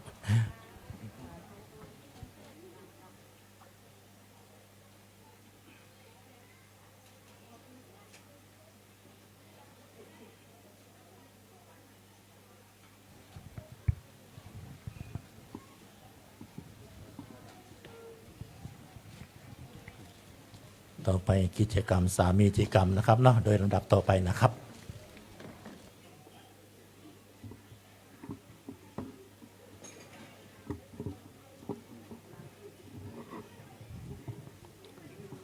ลูกเนนทั้งหลายสงบนะลูกนะเราจะได้ขอขมาพระรัตนตรัยขอขมาพระธาตุเจดีย์พระพุทธรูปพระบรมพระบาทพระธาตุพระธรรมที่เราได้ประมาทล่วงเกินได้กายวาจาใจอะไรก็เราจะได้ขอขมาเรามีชีวิตล่วงเลยมาได้1 ปีถือว่าโชคดีแล้วที่เราได้ใช้ชีวิตของเรานี่ได้365 วันครบรอบปีใหม่สงกรานต์นี้ขอให้เราได้มีอายุยั่งยืน365 วันปีหน้าวันที่15 เมษายนให้เราไปพบหน้ากันใหม่นะลูกนะทุกคนให้เรามีบุญกุศลรักษาบุญรักษาให้เรามีอายุมั่นขวัญยืนต่อไปเป็นในปีหน้าต่อไป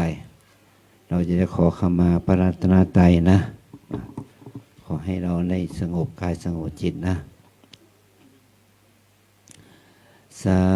ธุสาธุสาธุนะโมตัสสะภะคะวะโตอะระหะโตสัมมาสัมพุทธัสสะนะโมตัสสะภะคะวะโตอะระหะโตสัมมาสัมพุทธัสสะนะโมตัสสะภะคะวะโตอะระหะโตสัมมาสัมพุทธัสสะนามามิพุทธังคุณาสาคะรันตังนามามิธัมมังมุนิราชเทจิตังนามามิสังฆังมุนิราชสาวกังนามามิกัมมัฏฐานังนิปปนะทิคามูปยังนามามิกัมมัฏฐานาทายากาจาริยะนิปปนะมะกุเทสกังสปังโตสังขมันตุโน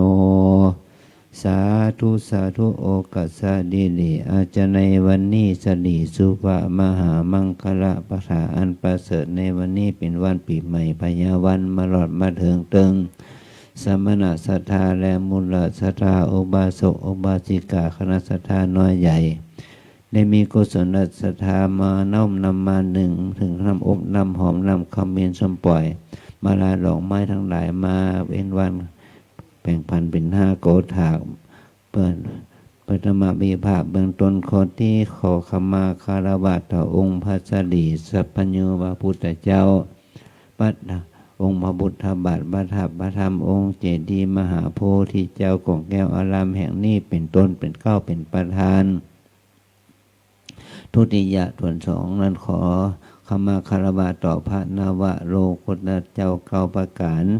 พร้อมทั้งพระปริยัติธรรมโรงงานประเสริฐเป็นอันทนชิปตนิยาโกฏฐากทนที่สามกับขมาคารวะต่อพระอริยสงฆ์สังฆเจ้า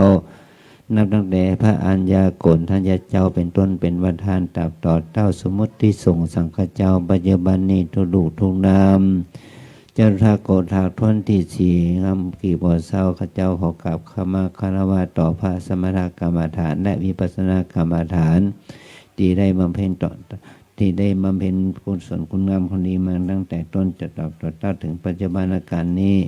ปัญจมาโกฏฐากท่อนที่ห้าขอกราบขมาคารวะต่อพระครูบาอาจารย์เจ้าทั้งหลายที่ได้สืบสายพระศาสนามาแต่ต้นนับตั้งแต่พระอรหันต500พระองค์มีพระมหากัสสปะมหาอนันตเถรเจ้าเป็นเก้าเป็นประธานตับต่อเท่าครูบาอาจารย์เจ้าปัจจุบันนี้ทุดุทุนามด้วยว่ากายกรรมวจีกรรมมโนกรรมอันใดที่ได้ประมาทผ่านพังในความหูแจ้งบ่หูแจ้งโดยเจตนาบ่ได้เจตนาก็ขอนับเป็นหน้าที่วิปากโกอโหสิกรรมจะได้เป็นนิวรณ์ธรรมกรรมปิดตัวสมณศรัทธาได้มุรศรัทธาอุบาสกอุบาสิกาศรัทธาน้อยใหญ่ทั้งหลายที่ได้มากระทำบำเพ็ญสามีจิกรรมสงฆ์นำพระในวันนี้ถึงจะมีอย่างแต่ดีๆสมดังบัตรคาถาบาลีว่ากายะทวาเรวจีทวาเรมโนทวาเรสัญจิตจาสัญจิตจาอติตาโตสังอนาคตะโตสังปัจจุปนะโตสังสัพพังโตสังขมันตุโน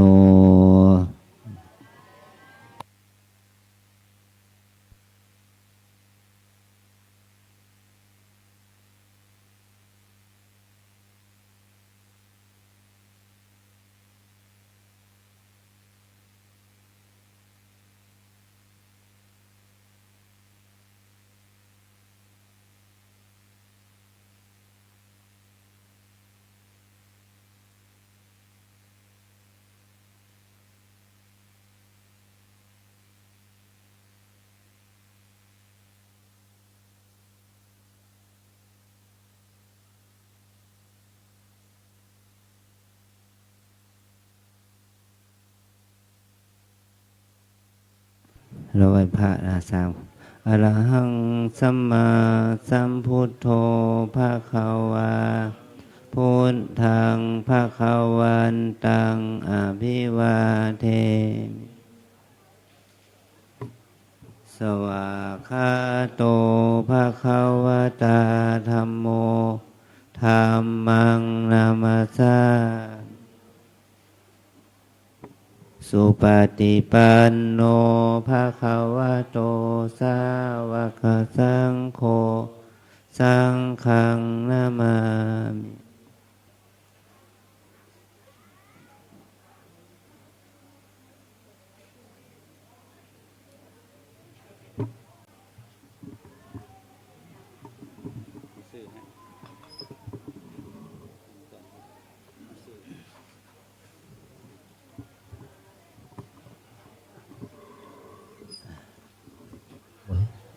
ครับนิมนต์พระสงฆ์ทุกรูปนะครับกราบอาจารย์พร้อมกันนะครับอัญชลีวันทาอัญชลีวันทาอัญชลีวันทาอัญชลีวันทาครับว่าพร้อมกันนะครับอาจาริเยปมาเทนะทวารตะเยนะกตังสัพพังอปาราทังขมาตุโนพันเตอหังโวขมามิตุมเฮหิปิเมขมิตพังขมามะพันเต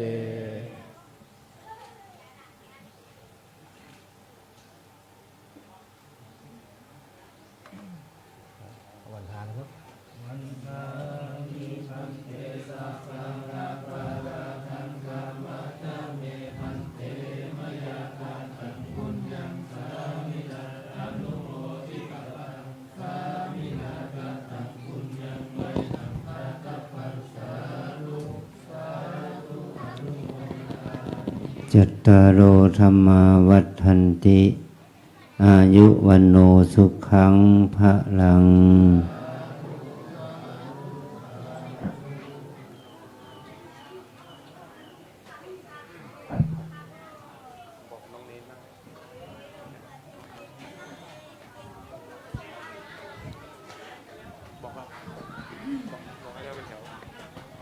น้องเนนครับขอนั่งให้เป็นระเบียบเรียบร้อยด้วยนะครับเดี๋ยวพี่เนนจะได้พากันทำขอเข้ามาหลวงพ่อนะครับ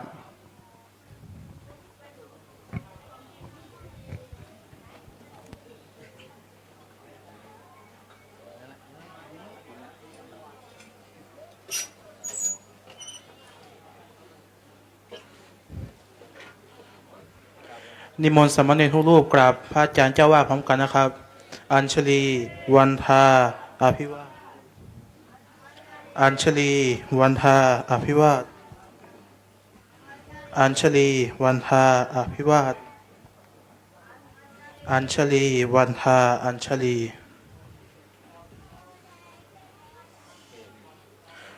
สังเคปมาเรนะทวารตะเยนะกตังสะพังอปาราทังขมาทุโนพันเตสังโฆขมันตุตุมเฮหิปิขมิตพังขมามะพันเตอาจาริเยปมาเทนะทวารตะเยนะกตังสะพังอปาราทังขมาทุโนพันเตอหังโวขมามิตุมเฮหิปิเมขมิตพังขมามะพันเต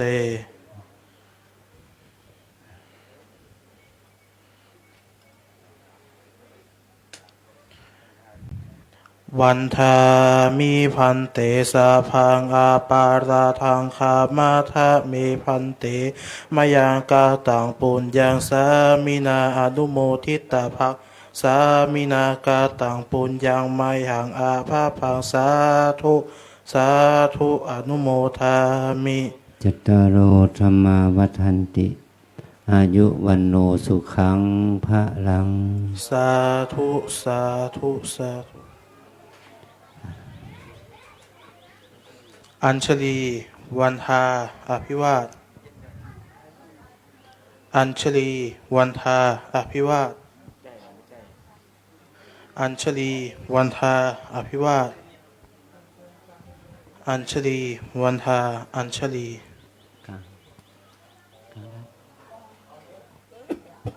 เอาลูกเนนนะฝึกกล่าวคำขอขมาด้วยนะพรุ่งนี้จะไปขมาลาโทษเนี่ยพอเรายังกล่าวคำว่าขอขมาเป็นน้ำเสียงเป็นน้ำหนึ่งเสียงเดียวกันไม่ได้ขอขมาต้องฝึกนะพระพี่เลี้ยงเนไม่เลี้ยงฝึกลูกเนนนะกล่าวขอขมามันกล่าววันทาการกล่าวขอขมากล่าววันทาเนี่ยต้องทำให้พร้อมเพียงกันไม่ใช่ว่าเนนสององค์กล่าวคำขอขมาอีกองค์เพราะมันก็เงียบยิบเนี่ยพระพี่เลี้ยงไม่ปกป้องตัวหน้าที่แล้ว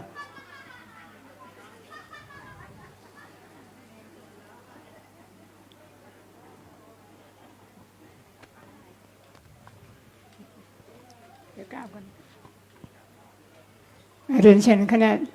แม่ชีโยคีแล้วก็ศรัทธาญาติโยมทุกท่านทุกคนนะเจ้า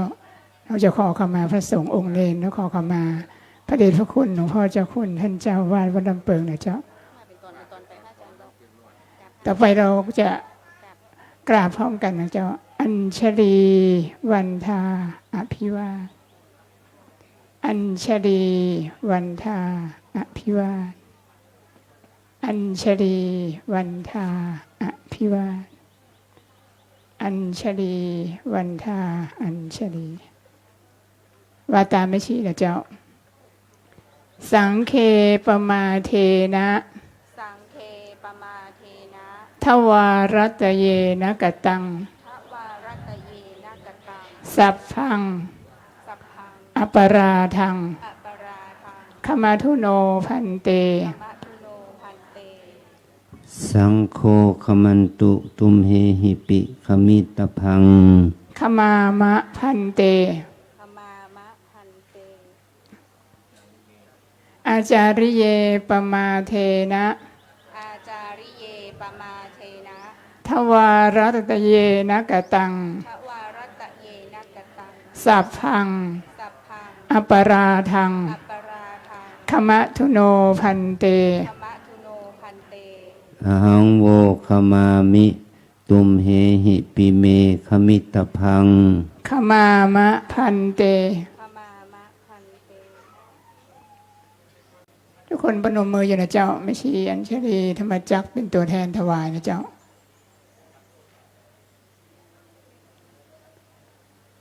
วันทาด้วยพระสงฆ์และครูบาอาจารย์พร้อมกันนะวันทามิพันเตสัพพังอปะราทังคามะทาเมพันเตกาตังปุญญังสามินาอนุโมทิตาพังสามินากาตังปุญญังไมหังสาธุสาธุอนุโมทามิจัตตารโอธรรมาวัฏันติอายุวันโนสุขังพะลังสาธุสาธุสาธุกราบพร้อมกันแห่งข้างนะเจ้าอัญชลีวันทาอภิวาทอัญชลีวันทาอภิวาทอัญชลีวันทาอภิวาทอัญชลีวันทาอัญชลีต่อไปเขาจะอันขอขมาลูกสามเณรทุกองค์เนาะกราบพร้อมกันนะเจ้ากราบกันนะเจ้าอัญชลีวันทาอภิวาทอัญชลีวันทาอภิวาทอัญชลีวันทาน้องเนรนั่งด้วยกันนั่งทุกองค์อัญชลีวันทาอัญชลีนั่งลงข้างบนนั่นแหละพี่เลี้ยงด้วย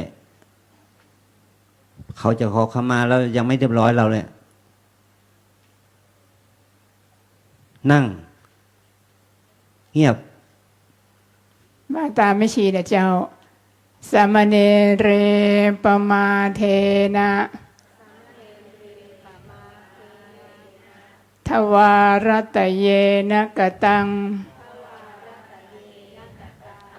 สัพพังอปราทังขมะทะเมพันเต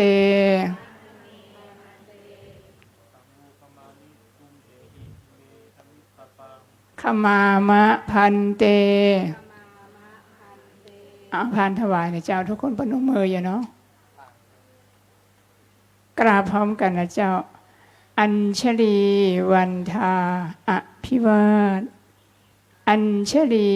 วันทาอภิวาทอัญชลีวันทา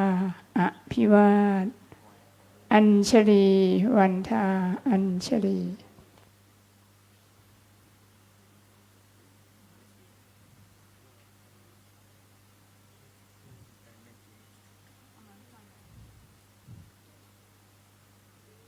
ห้ามลูกไปไหนนะเป็นบาปนะบวชมาไม่ได้บุญละเงียบถ้าไม่เรียบร้อยอย่างพรุ่งนี้ไม่ให้ไปออกข้างนอกเก็บตัวอยู่ในวัดนี่แหละ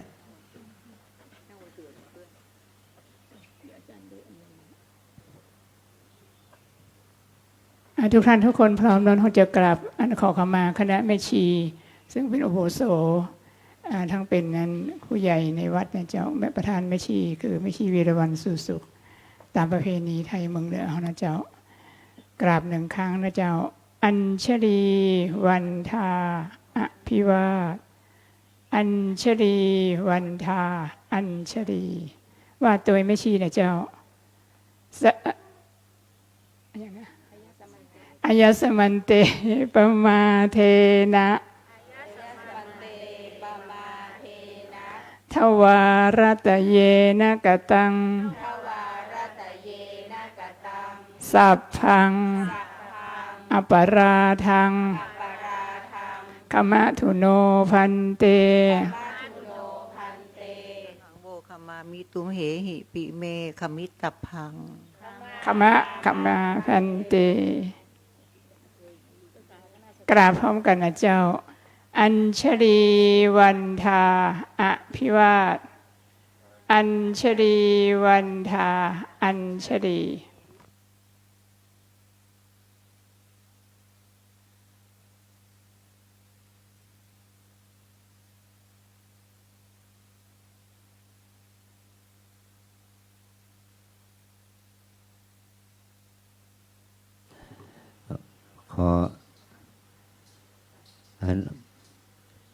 แสดงความนับถือท่านพระครูประหลัดนพพันธ์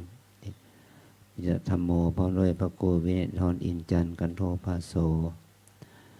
ท่านประหลัดพิเชษยานาวโรและท่านสมุอนุสินศิริสังวโรผู้ช่วยเจ้าอาวาสวัดลำเปิงตะโพธารามและพระภิกษุที่ทำหน้าที่ต่างๆและสามเณรในที่บวชที่เป็นอยู่ประจำและผู้บวชในโครงการ ขออนุโมทนาบุญกับคณะแม่ชีโยคีศรัทธาสาธุชนญาติโยมทุกท่านที่มาร่วมสมิจิกรรมมาขมาคราวะตำหัวในโอกาสวันปีใหม่พยาวันนี้นะถือว่าเป็นวันเถลิงศกของปีนี้ปีพุทธศักราช 2568 นี่เราจะได้มาทำบุญพร้อมเพรียงกันในคราวครั้งนี้มีนำซ้ำเรายังได้มีการทำบุญพิเศษมีการถวายเจดีย์ทราย วารุกะเจดีย์แล้วก็ถวายผ้าป่าเพื่อสมทบทุนบูรณะปฏิสังขรณ์หอพระไตรปิฎกอย่างนี้เป็นต้นสิ่งเหล่านี้เป็นสิ่งที่ว่าเราทำสิ่งเหล่านี้เพื่อให้เกิดเป็นมหากุศลเป็นบุญเราทั้งหลายจะได้รู้ถึงอานิสงส์ของสิ่งเหล่านี้ได้นั้นก็ต่อเมื่อเรานั้นได้มีทำด้วยความศรัทธาการทำสามีจิกรรมการขอขมาลาโทษอย่างนี้ไม่ใช่เป็นการทำประเพณีแต่เป็นการทำด้วยใจของเรานะเมื่อเรามีความรู้สึกคิดนึกที่ดีไม่ดีกับคนอื่นมันเป็นกรรมเป็นมโนกรรมทำกับคนอื่นก็เป็นกายกรรมพูดกับคนอื่นก็เป็นวจีกรรมที่มันเป็นอกุศลกรรมเหล่านั้นก็จะเป็นตัวนิวรณ์เป็นตัวขวางกั้นเครื่องกั้นจิตใจเราไม่ให้เราได้เข้าสู่มัคคาสมาปฏิบัติการปฏิบัติวิปัสสนากรรมฐานสมถกรรมฐานหรือกิจกรรมการงานน้อยใหญ่ของเราก็จะมีอุปสรรคมีปัญหาโรคภัยไข้เจ็บก็มาเบียดเบียนเราหน้าที่กิจกรรมการงานก็มีอุปสรรคแต่ถ้าเรามาขอขมาลาโทษกันเนี่ยเราก็จะกรรมเหล่านั้นก็จะเบาบางไปเราเป็นพระก็ตามเป็นชีก็ตามไม่ใช่ว่าเราจะไม่ได้ทำกรรมกับญาติโยมโยมก็เป็นชาวบ้านก็ไม่ใช่ว่าจะไม่ได้ทำกรรมกับพระคิดไม่ดีพูดไม่ดีทำไม่ดีกับพระก็มีพระก็ทำไม่ดีพูดไม่ดีคิดไม่ดีกับโยมก็มีเรารู้ตัวอย่างนี้เราก็ขมาโทษกันขอให้เราได้ขมาโทษกันในโอกาสนี้แม้ว่าเราจะต้องสร้างกรรมกันใหม่ต่อไป ก็ถือว่าเราได้เห็นประโยชน์ในประเพณีนี้ก็ขอให้เรานั้นได้มีความรู้สึกสำนึกต่อหน้าที่ของเราที่เราจะทำต่อกันในฐานะที่เราได้อยู่ด้วยกันเนี่ย365 วันนี้เราไม่ป่วยไม่ไข้ไม่เจ็บไม่ซะเราก็เป็นบุญของเราแล้วขอให้เราได้เห็นถึงคุณค่าของการทำบุญทานบุญศีลบุญภาวนานี้ทำสามีจิกรรมอันชอบนี้ถือว่าจะได้เป็นความเจริญงอกงามไพบูรย์ในพระศาสนาสืบต่อไปภายภาคหน้าอาจารย์ก็ขอแสดงความยินดีอนุโมทนาบุญกับเราขอให้พระสงฆ์เณรภิกษุณีสามเณรแม่ชีโยคีทั้งหลายศรัทธาญาติโยมทั้งหลายให้ท่านทั้งหลายมีความเจริญด้วยอายุวรรณะสุขภาละปฏิภาณคุณสารสมบัติงอกงามไพบูรย์ในพระธรรมวินัยในพระศาสนาของพระสัมมาสัมพุทธเจ้าได้เคารพได้นับถือได้บูชาได้กราบได้ไหว้ในพระรัตนตรัยได้เจริญรุ่งเรืองในมรรคสมาปฏิบัติด้วยความดับทุกข์เพื่อพระนิพพานเป็นที่สุดจงบังเกิดผลแก่พวกเราทั้งหลายจงทุกข์ทนหน้ากันด้วยเถิด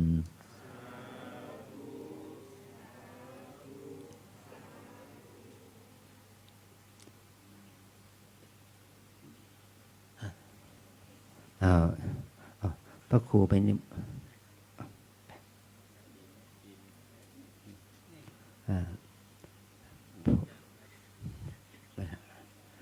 ขอ อนิมนต์ท่านพระครูประหลัดนุพันธ์เป็นผู้แทนพรมน้ำมนต์ให้แก่พระเนนแม่ชีโยคีเรานะ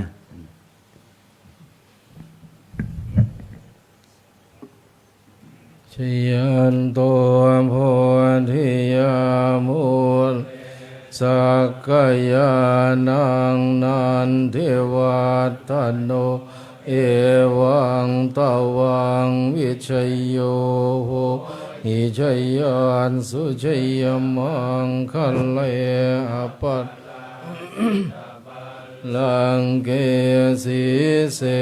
ปันทวิปุคัลเลเสเกสัมภพุทธา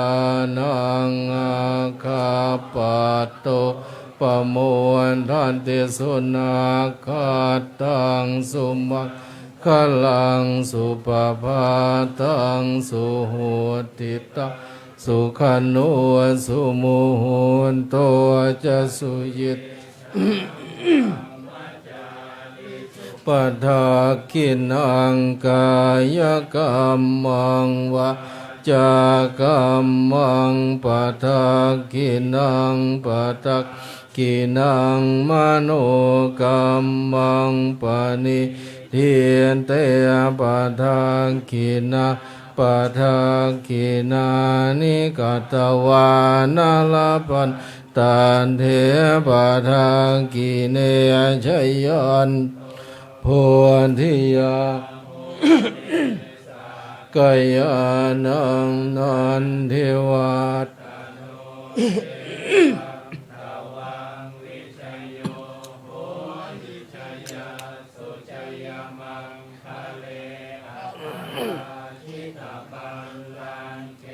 สีเสปันทวิปุคะเลปิเสเกสัมภพุทธานังอาคัมปัต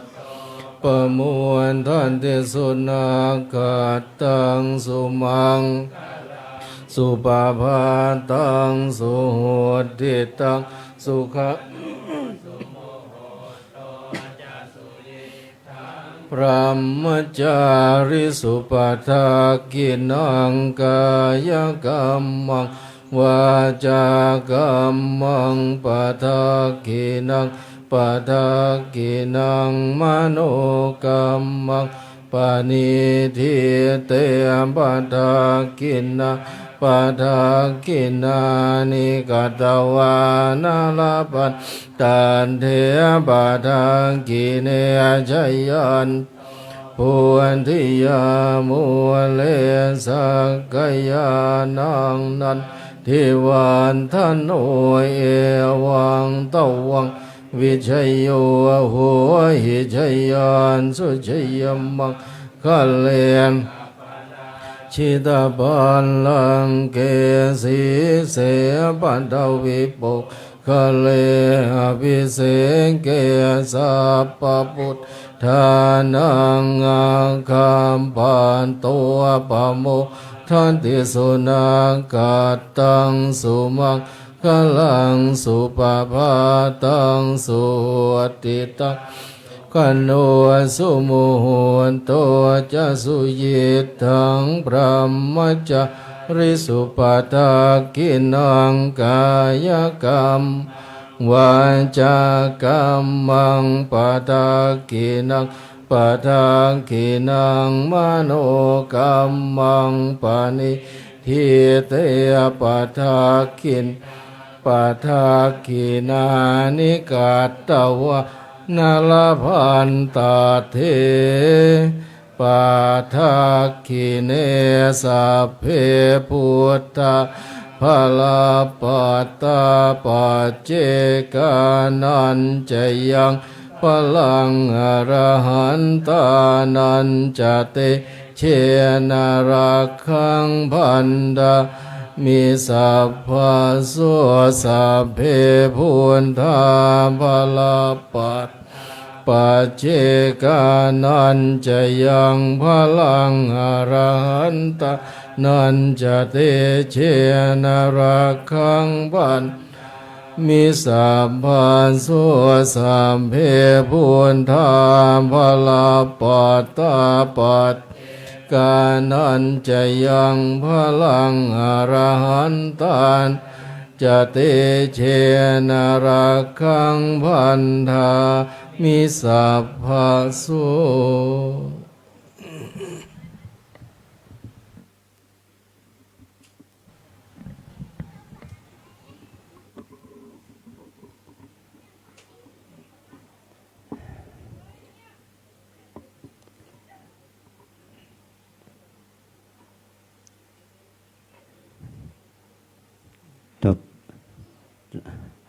ต่อไปเรา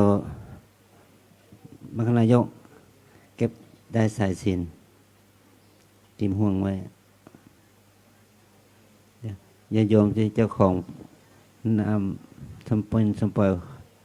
เรามีที่แล้วก็อย่าไปลืมของตัวเองนะ